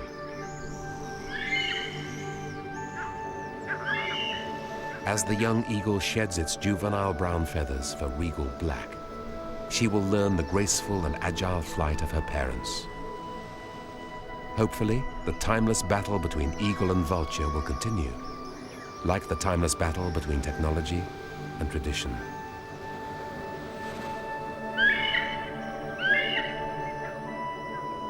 If the thirst for knowledge can be tempered with respect for the past, then Tswapong will remain the sacred haunt of eagles.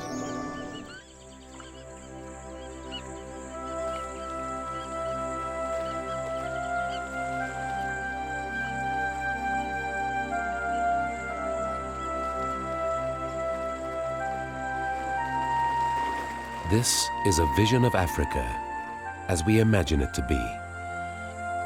But this is the exception, not the rule. Such a pristine sanctuary is rarely found in today's Africa. This is a special oasis where wildlife is isolated, never managed or controlled by man. Here, endangered animals like the wild dog thrive in greater numbers and larger packs than anywhere else in Africa.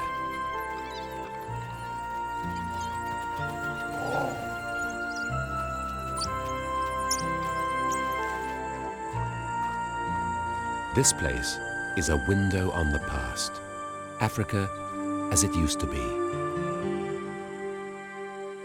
But where is this rare oasis? It's on an island in Botswana. Large tracts of Kalahari sandveld part the waters of the Okavango Delta to form wooded islands. The largest and most isolated of these lies in the delta's heart, Chief's Island. Traditionally, it was the exclusive hunting ground for the chief of the Botswana tribe, but was seldom hunted because of its remoteness. Today, its 500 square miles make up part of the Moremi Game Reserve. And the only hunting that happens here now is by the predators of the island. Chief's Island is the heart of the Okavango, an echo of Africa as it used to be.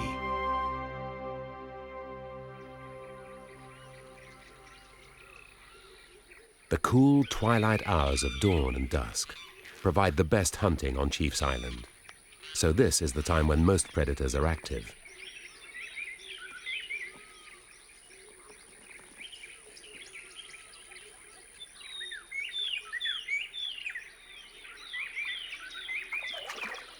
Lions are a major predator on the island, and each lion has its own preference of what and when it hunts. Some are just setting out. Others have been busy all night.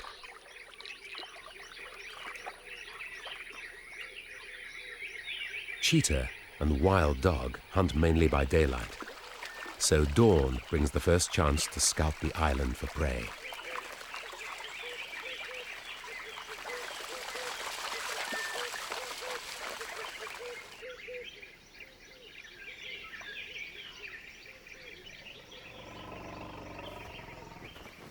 The elephant is one of the few animals that the predators ignore.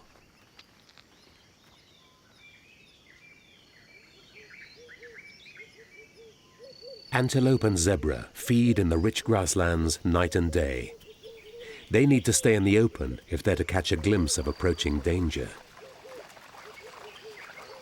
Shallow floodplains skirt the island, but present no problem to the nimble dogs. It's the deeper channels they must be wary of. Venturing across these can be a one-way journey.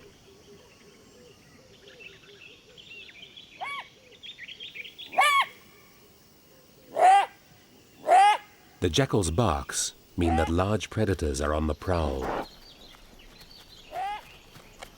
The grazing animals are tuned to the hunter's moves, so it's a constant effort for predators to surprise them.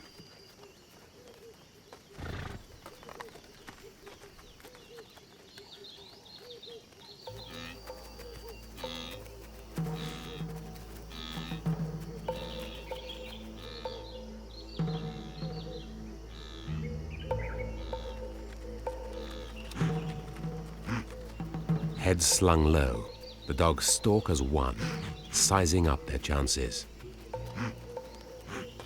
The wildebeest have strength in numbers.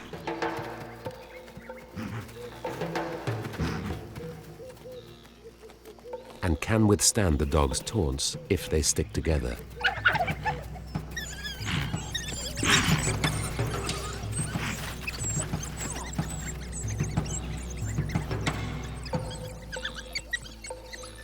Perhaps this is just a warm-up.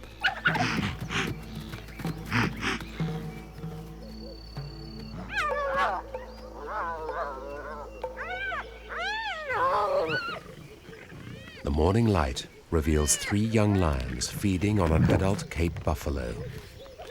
They also killed the buffalo's calf, but eventually had to abandon it to the hyenas so they could feed on the adult.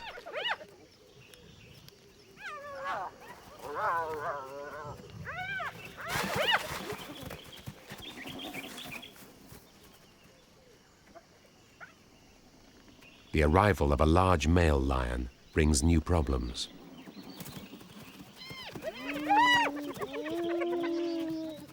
Few predators give up the chance of a free meal, and the strong male can easily assert his authority.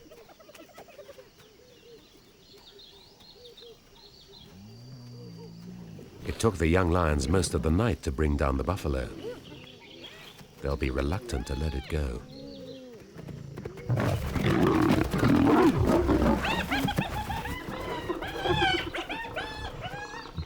But it's clear that the male won't share with scavenger or kin. Except for a younger male associate who claims the calf for himself.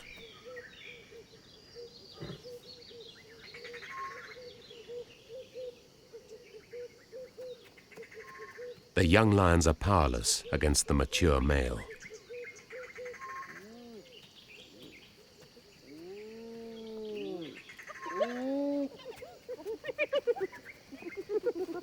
They won't fight him for the carcass, and he won't give them the chance to try.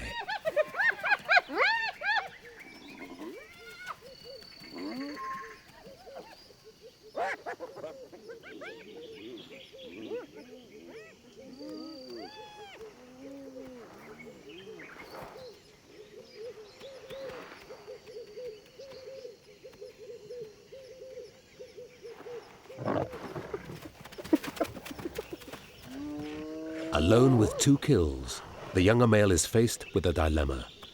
He can't eat both at once, but his instincts won't let either go.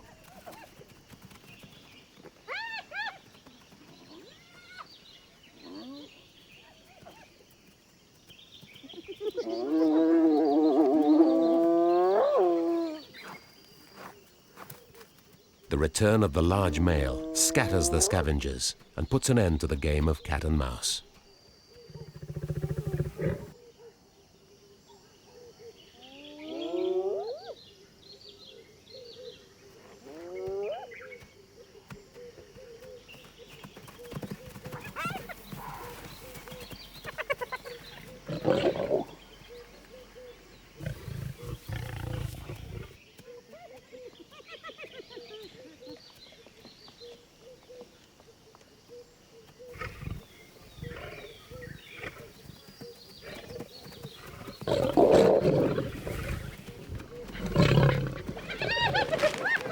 The young lions take a chance and return to the kill. Once the males start to eat, they may become more tolerant.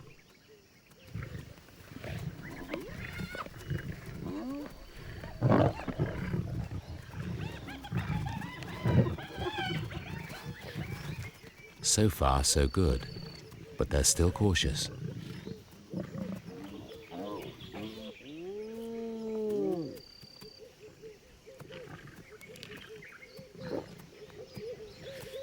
A 6th lion enters the scene, the mother of the 3 youngsters, easily recognizable by her half-tail. Lions are instinctively protective of their kills, and strength overrules family ties. Their old mother approaches with caution.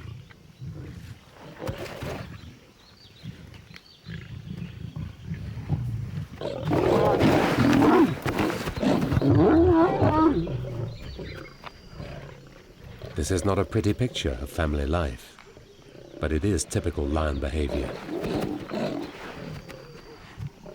The young adults won't admit their aging mother until they've eaten enough to satisfy their initial hunger.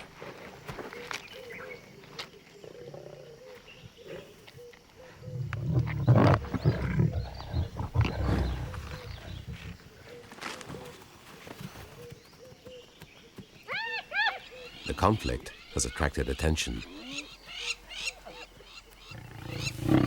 And they're driven off once again. The dominant male cannot eat the whole buffalo, but he needs to assert his authority. He eats first, and when he's satisfied his hunger, the younger lions will be allowed to return. They will wait until the mature male is ready.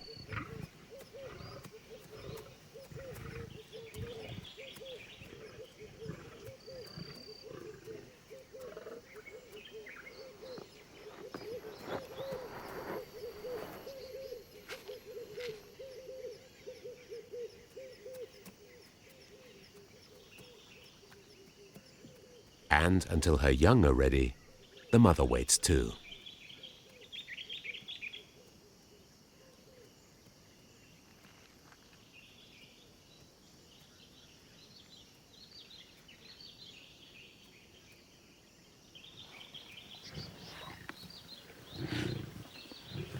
When she's near them, she remains submissive and cautious.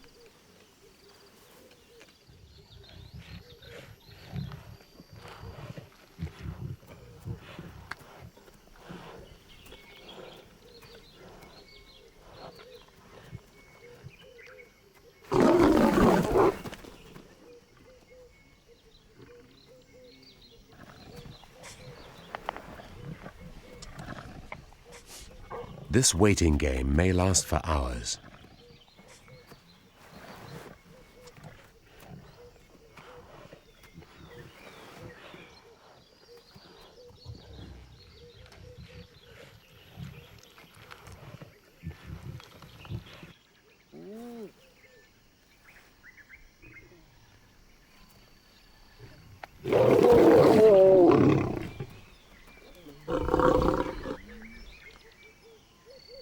But the hyenas will wait the longest.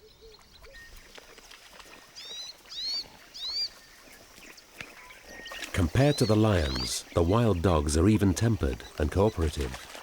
They hunt as a group, share their kill, and even take food back to feed their injured. Their success as hunters relies on this cooperation, and hunting in a large pack gives them the strength to overpower animals much bigger than themselves. The dogs stay alert as they travel through the shallows.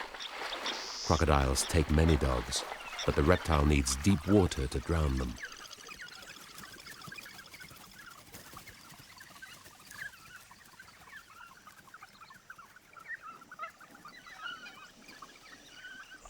If the water is deep enough for hippos, then it's definitely deep enough for crocodiles, and the dogs take the long way round.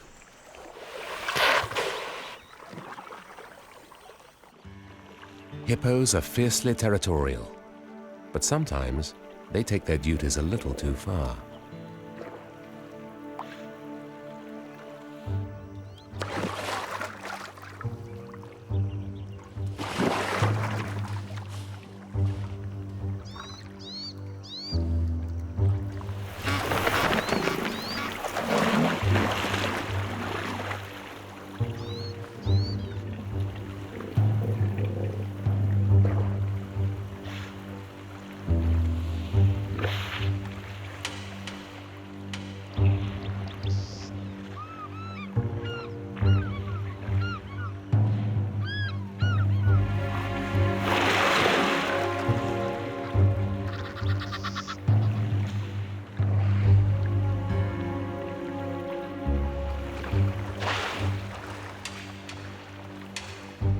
The Egyptian geese retreat to the scanty protection of some floating foliage.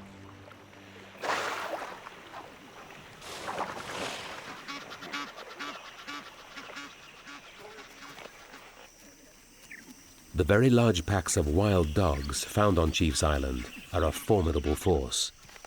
They act as individuals and as a pack to outwit and overwhelm their prey.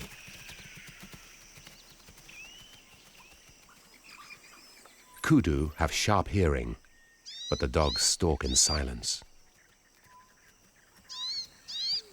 Once they've targeted their prey, they seldom give up.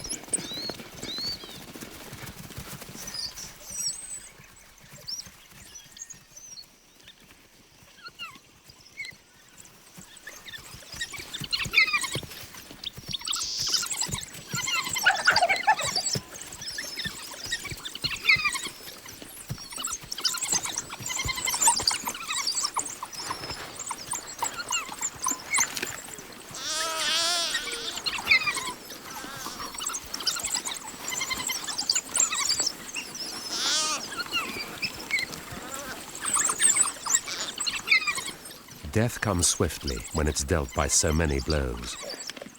Rows of sharp teeth open up the kudu's belly and rip out its vital organs. It happens so quickly that the kudu dies in seconds. The lion's suffocating bite looks cleaner, but may take more than half an hour to have the same effect. The wild dogs gorge themselves. They're also feeding for their puppies back at the den.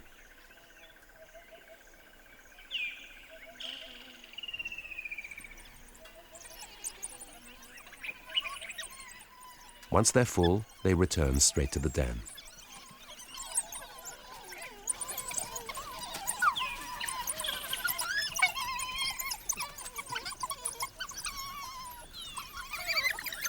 In stark contrast to the hunt, life here is noisy. Yelping puppies eagerly greet the adults and lick their muzzles to encourage regurgitation. The adults find it impossible to resist them.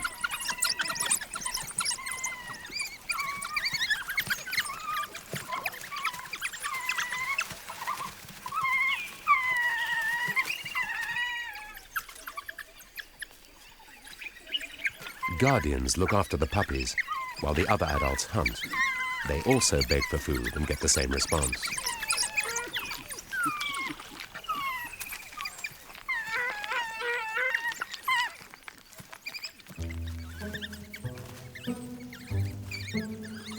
The puppies soon learn to protect their food from each other.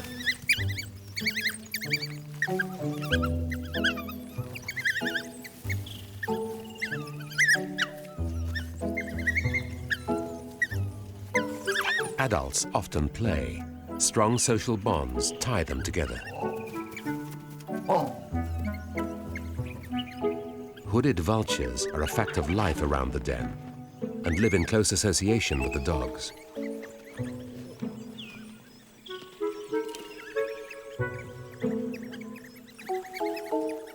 As well as clearing up the scraps and waste, the vultures provide a constant source of amusement and bemusement for the pups.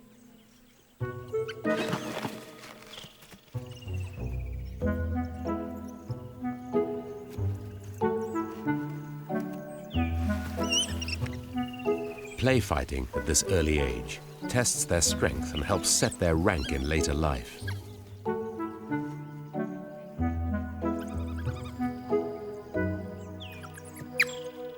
The dominant female suckles all the young, even if they're not her own. She may suckle as many as 18.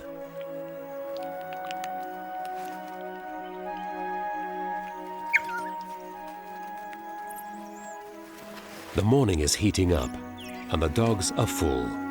They've eaten well, and may not need to hunt again today.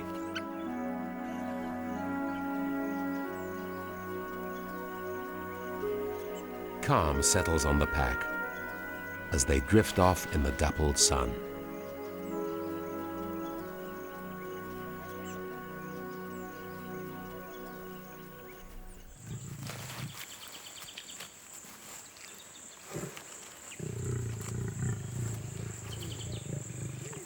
The hyenas are still waiting, but seem relaxed. At last, the young lions have let their mother onto the kill. Buffalo can weigh up to a ton, so there's enough to feed all the lions, if they let each other feed.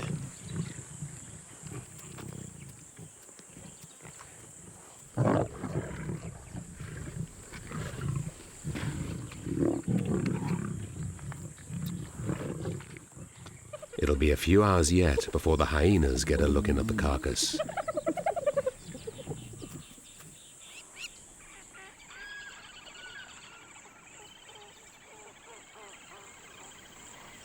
A pair of cheetahs warm themselves on a termite mound as they scan the floodplains for prey.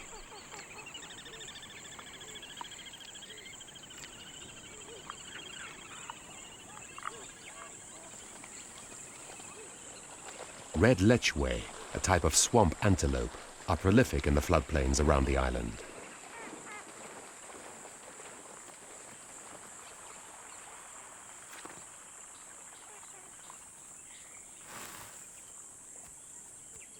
But they're easily spooked and can leap quickly through the shallow waters.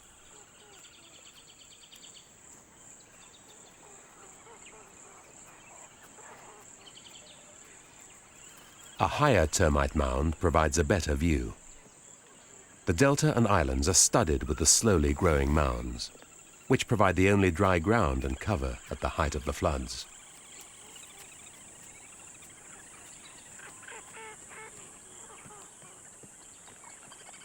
At the moment, the open floodplains seem distinctly lacking in cheetah prey.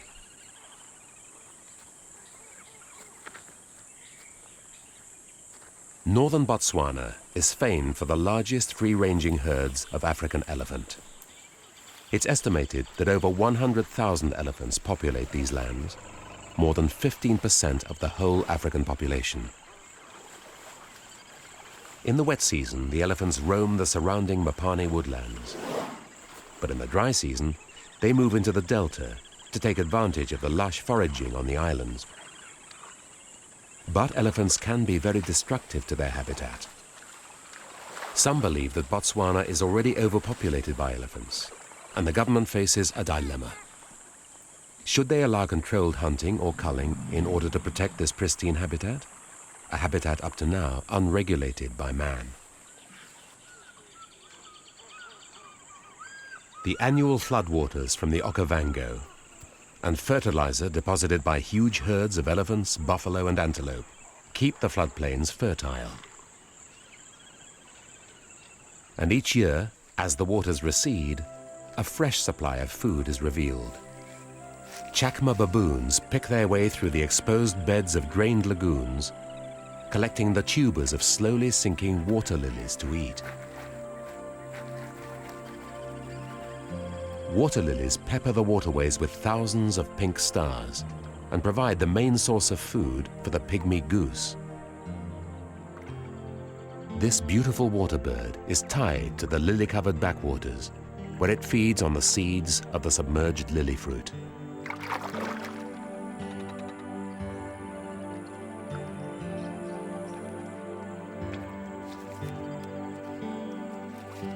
Water lilies aren't just a source of food.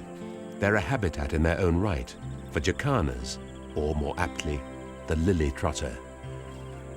Only the males bring up the young, while the females mate and lay eggs with a succession of others.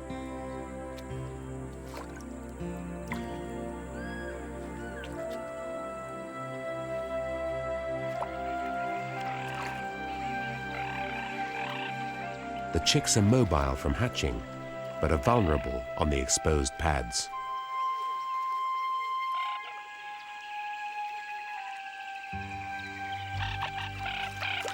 When they're under threat, the adult exhibits a remarkable defense strategy.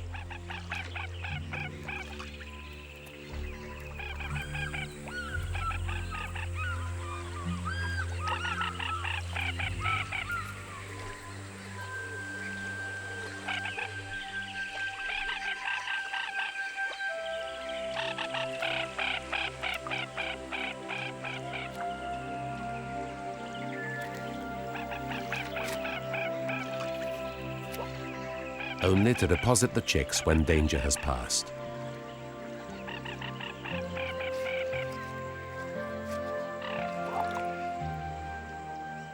These lily lagoons are just one of the many unspoiled habitats that make Chiefs Island so special and sustain such a wide range of wildlife.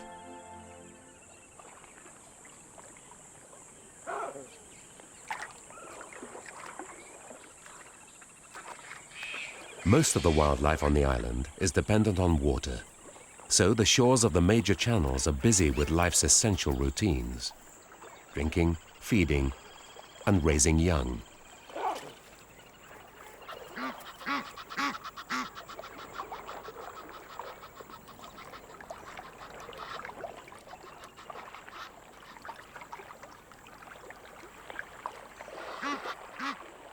Crocodiles are plentiful in the deep channels. They ambush their prey by stealth, approaching an inch at a time until they're ready to strike.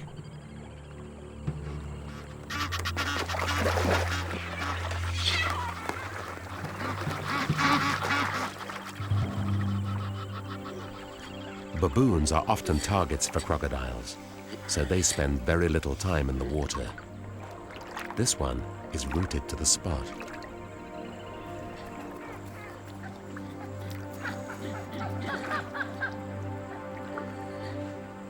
Its troop is unnerved by its behavior. The baboon's leg is held fast in the jaws of a crocodile. But since the floodwaters have subsided, the channel is too shallow to drown the ape. When danger is out of sight, it's often out of mind.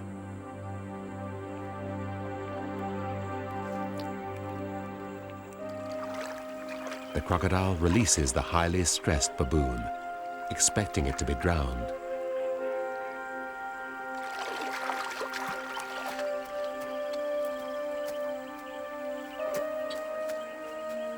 And it hasn't escaped without injury.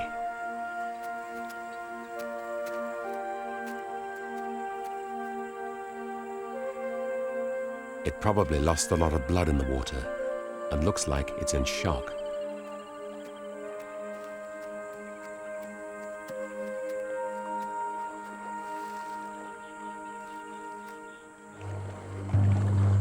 The crocodile moves to deeper water. Baboons are one of the most plentiful mammals on the island, and crocodiles have taken many at this point.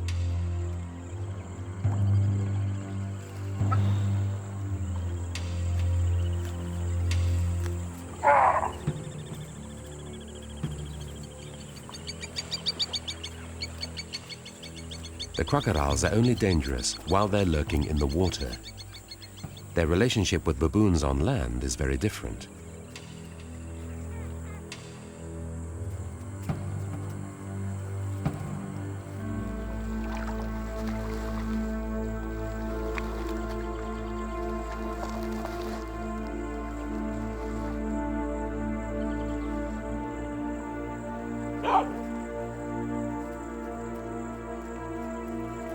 After a warning bark, the baboons continue their daily routine, almost oblivious to the reptile.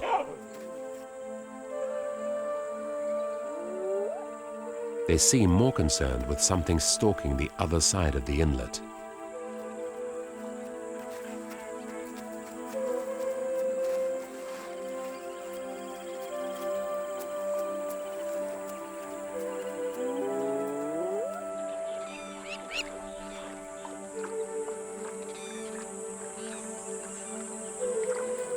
The injured baboon retreats to the island's woods. The spotted hyena heads in the same direction.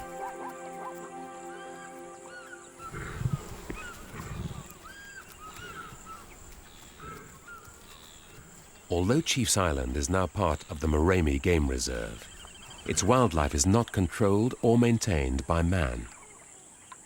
Wildlife flourishes here as it has always done, giving us a glimpse of an ancient Africa. There's a natural balance between predator and prey, and their instincts are honed to respond to each other's every move.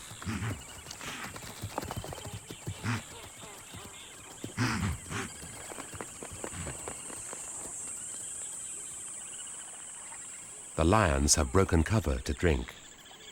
so they give up the chance to surprise the wildebeest. But they wouldn't be in the open if they'd intended to attack.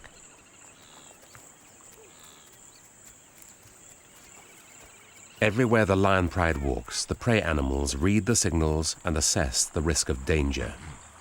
Lions seem to miss a lot of opportunities, but they only hunt when they have a reasonable chance of success. These kudu bulls are as wary of predators as the wildebeest. They see the lions approach and move on.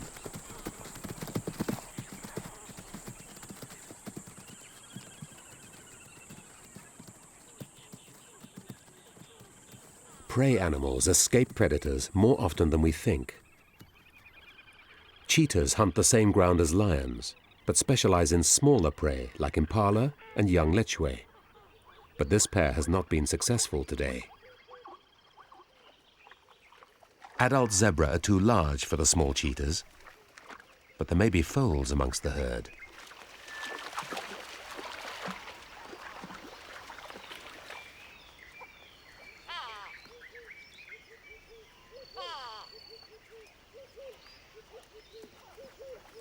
Often, cheetahs walk boldly up to their prey, relying on their speed to overhaul their victim when the chase begins.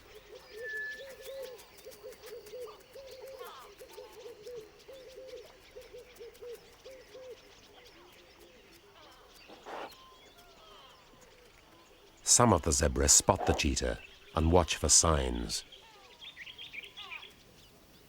The cheetah targets the other end of the herd.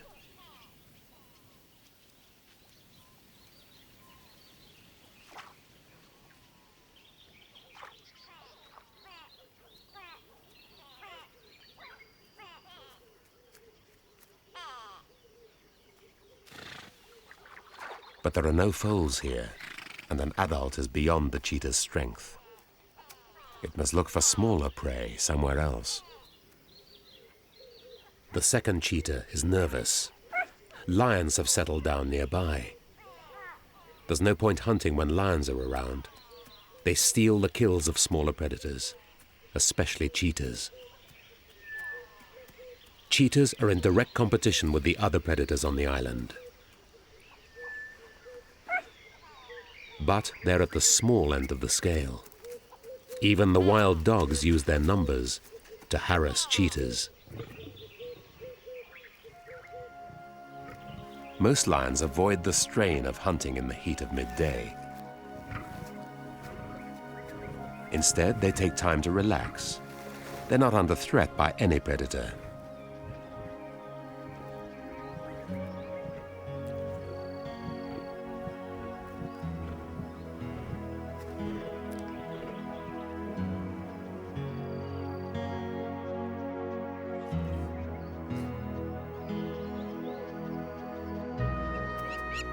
Giraffes are very common on the island and use their long necks and short horns to spar.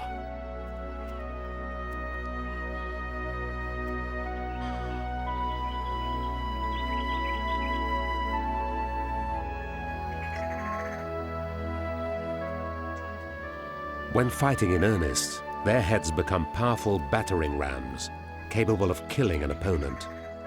But mostly they engage in stylized mock fights.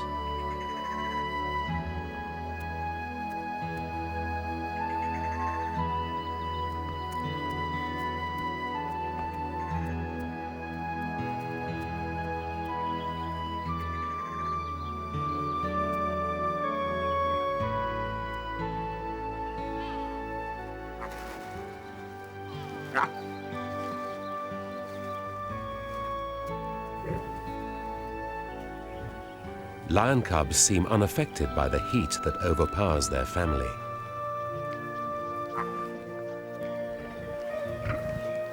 Suckling is one of the few activities the adults have energy for.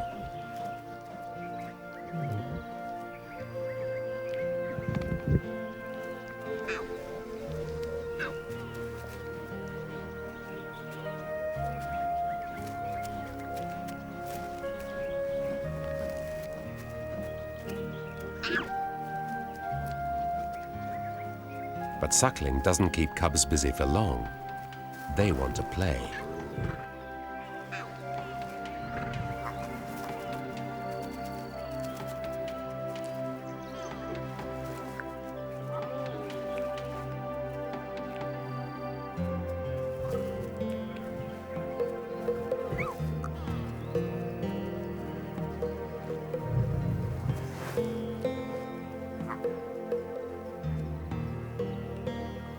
In every little snarl and every tiny strike, the cubs are honing their hunting skills.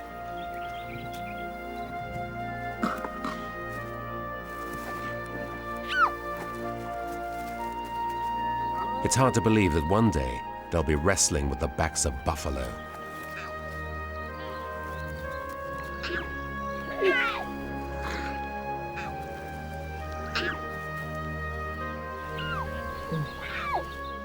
For now, it's just a little rough and tumble.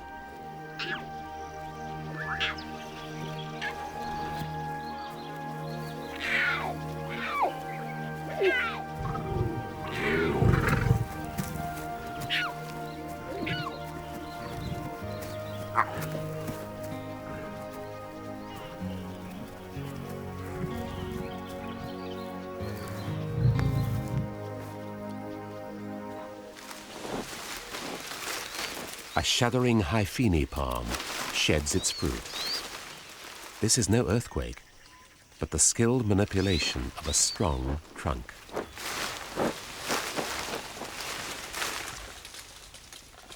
A few elephants become particularly skillful with this operation.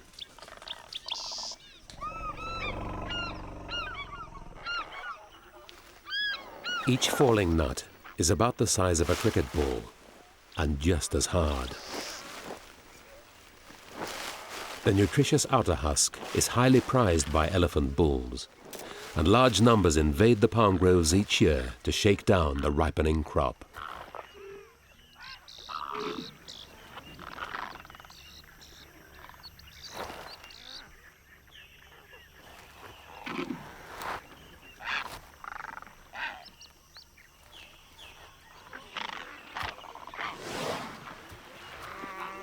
Chief's Island is a piece of the Kalahari sandveld, isolated amidst the Okavango's floodwaters. Although its sandy soil is light and dusty, it actually makes great mud. Elephants love to bathe in the dust and mud, and they turn the shore into an island spa. Their skin is tough but sensitive. Dust helps rid it of parasites, and mud holds moisture to it, cooling the elephants as it dries out.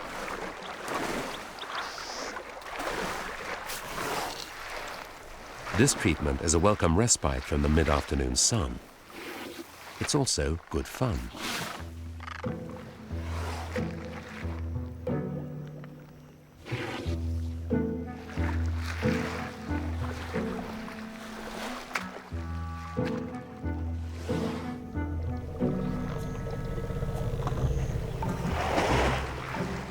Even big old bulls enjoy the benefits of the spa.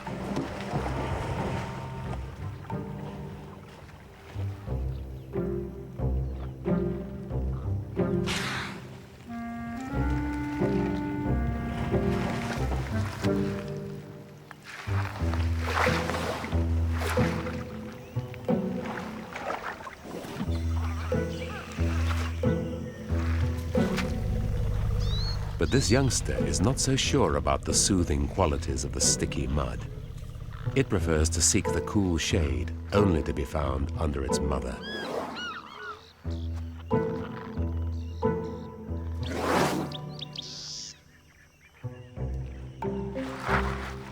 The spa's benefits aren't confined to the elephants. Warthogs also enjoy sticky suits of mud.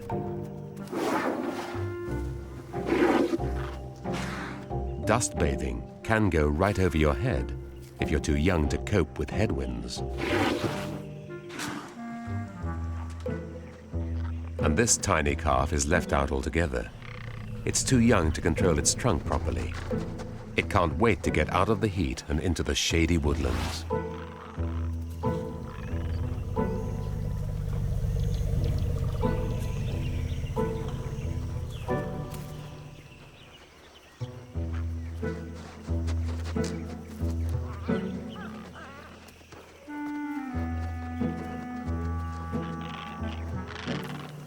The spa is left open for the smaller animals to enjoy.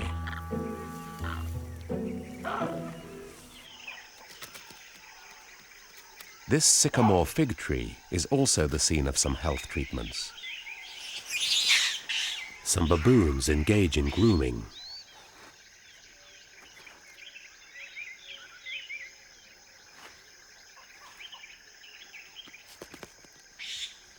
While other members of the troop are more interested in what's on offer above.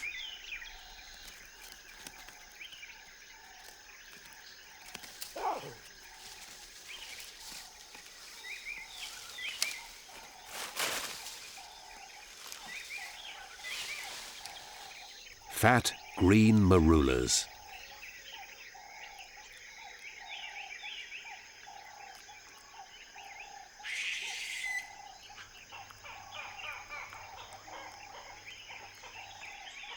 Chief's Island is wreathed in fruit trees. They provide a nutritious addition to the baboon's varied diet.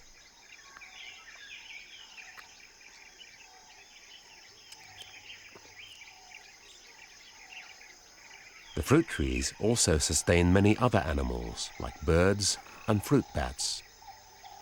Fruit bats may eat as many as 20 figs a night each.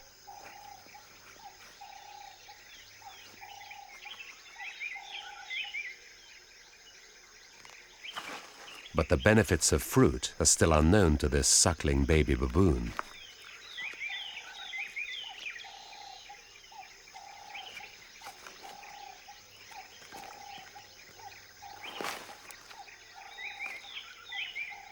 Baboons benefit from many of the island's habitats: forest, floodplain, and grasslands. But they're always wary of danger and post lookouts to protect their troop.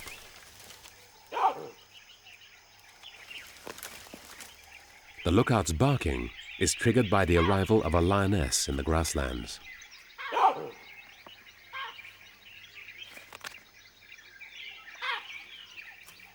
Different lions hunt at different times of the day.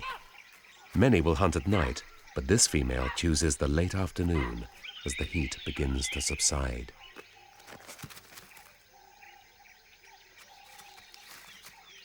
The baboon seems very bold, but he's not putting himself in any danger.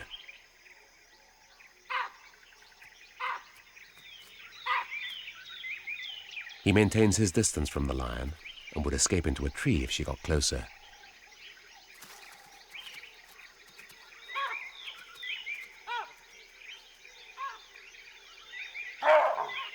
His alarm calls are reducing her chances of surprising any prey.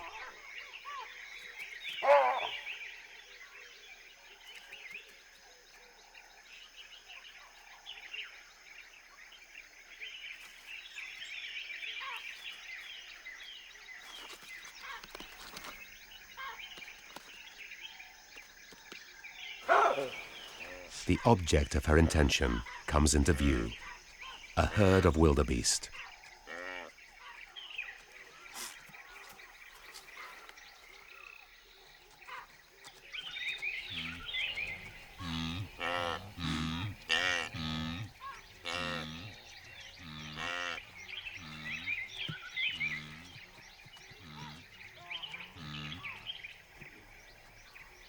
They've seen her and quickly assess the danger.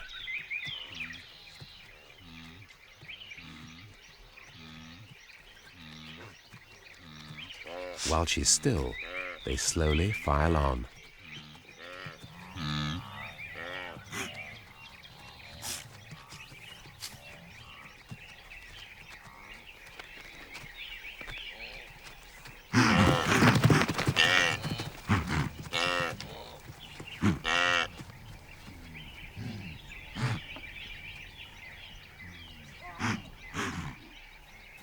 But she's not alone.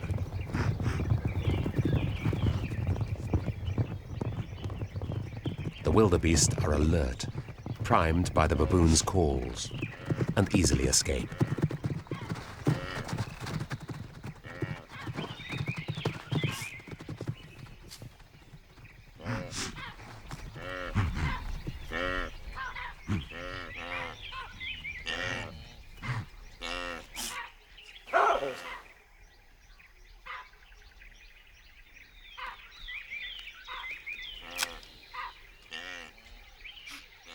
Perhaps tonight, when the baboons are asleep, the lion's chances will be better.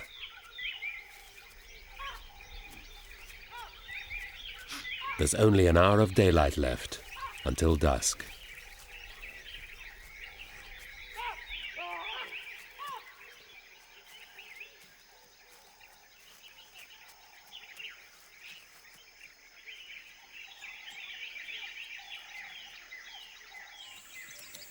With sundown approaching, the wild dogs are getting frisky and eager to hunt.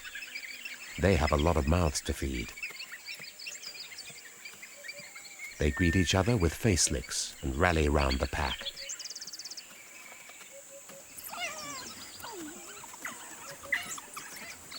If left undisturbed, wild dogs seldom change dens while rearing young. But something, maybe a lion, has disturbed this pack, and now they must move their puppies to another den. The puppies are very vulnerable in the open, and the changeover has to be quick.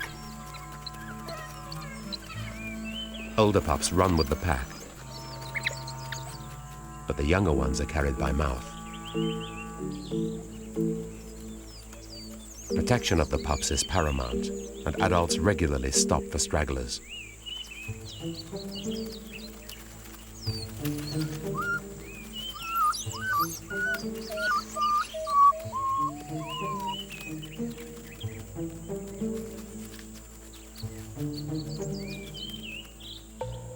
The cheetah has heard the distress calls of the puppies.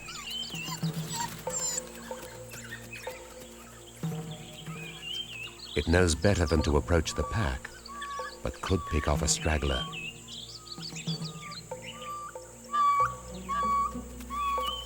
And the smaller puppies do seem to have a problem keeping up. But nothing is that simple for cheetahs.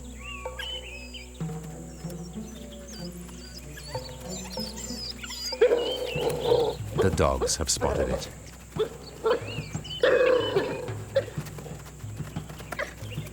And the little puppy knows when it's time to run for cover.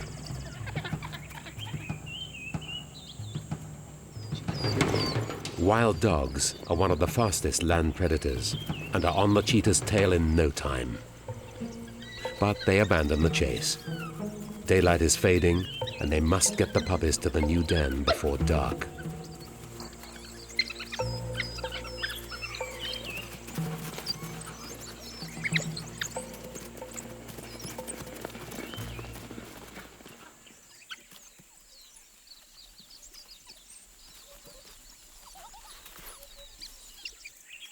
The guardian sees they're safely underground and stands over the den's entrance. The puppies are very excited after their excursion, and the guardian will have a hard time keeping them down.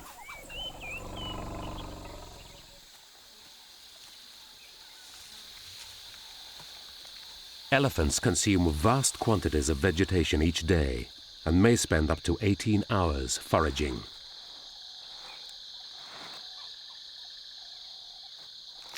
In the wooded areas of the island, they can feed on roots, creepers, bark, and leaves. Another dust raker is making use of the cooler evening. The honey badger forages for insects and grubs in the dusty Kalahari sand.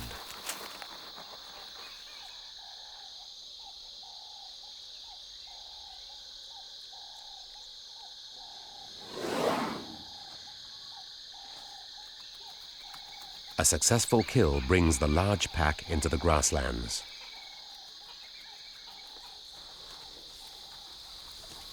The elephants will spend the night foraging in the woods.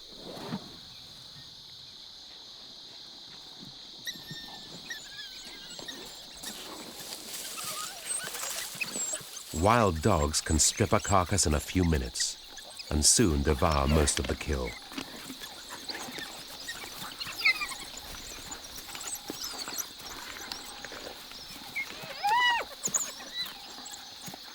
Hyenas are respectful of the dogs while they're feeding. The dogs are fast and have needle-sharp teeth and will set about the hyenas if they're interrupted. The pack will return to the puppies when the sun goes down, But the hyenas have the whole night to feed. Even so, one of the bolder hyenas can't resist a quick recce.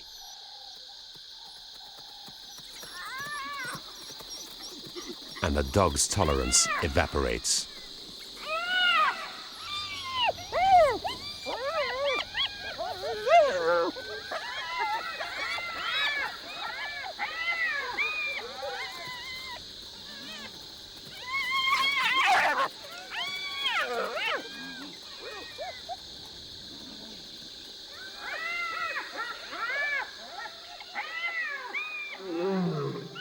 Chief's Island has witnessed conflicts like these for thousands of years, as predators pursue prey and compete with each other in an endless game of survival.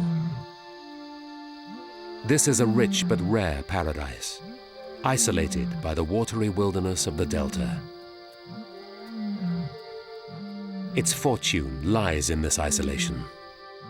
Let's hope that its recent discovery by tourism does not endanger the beating heart of the Okavango.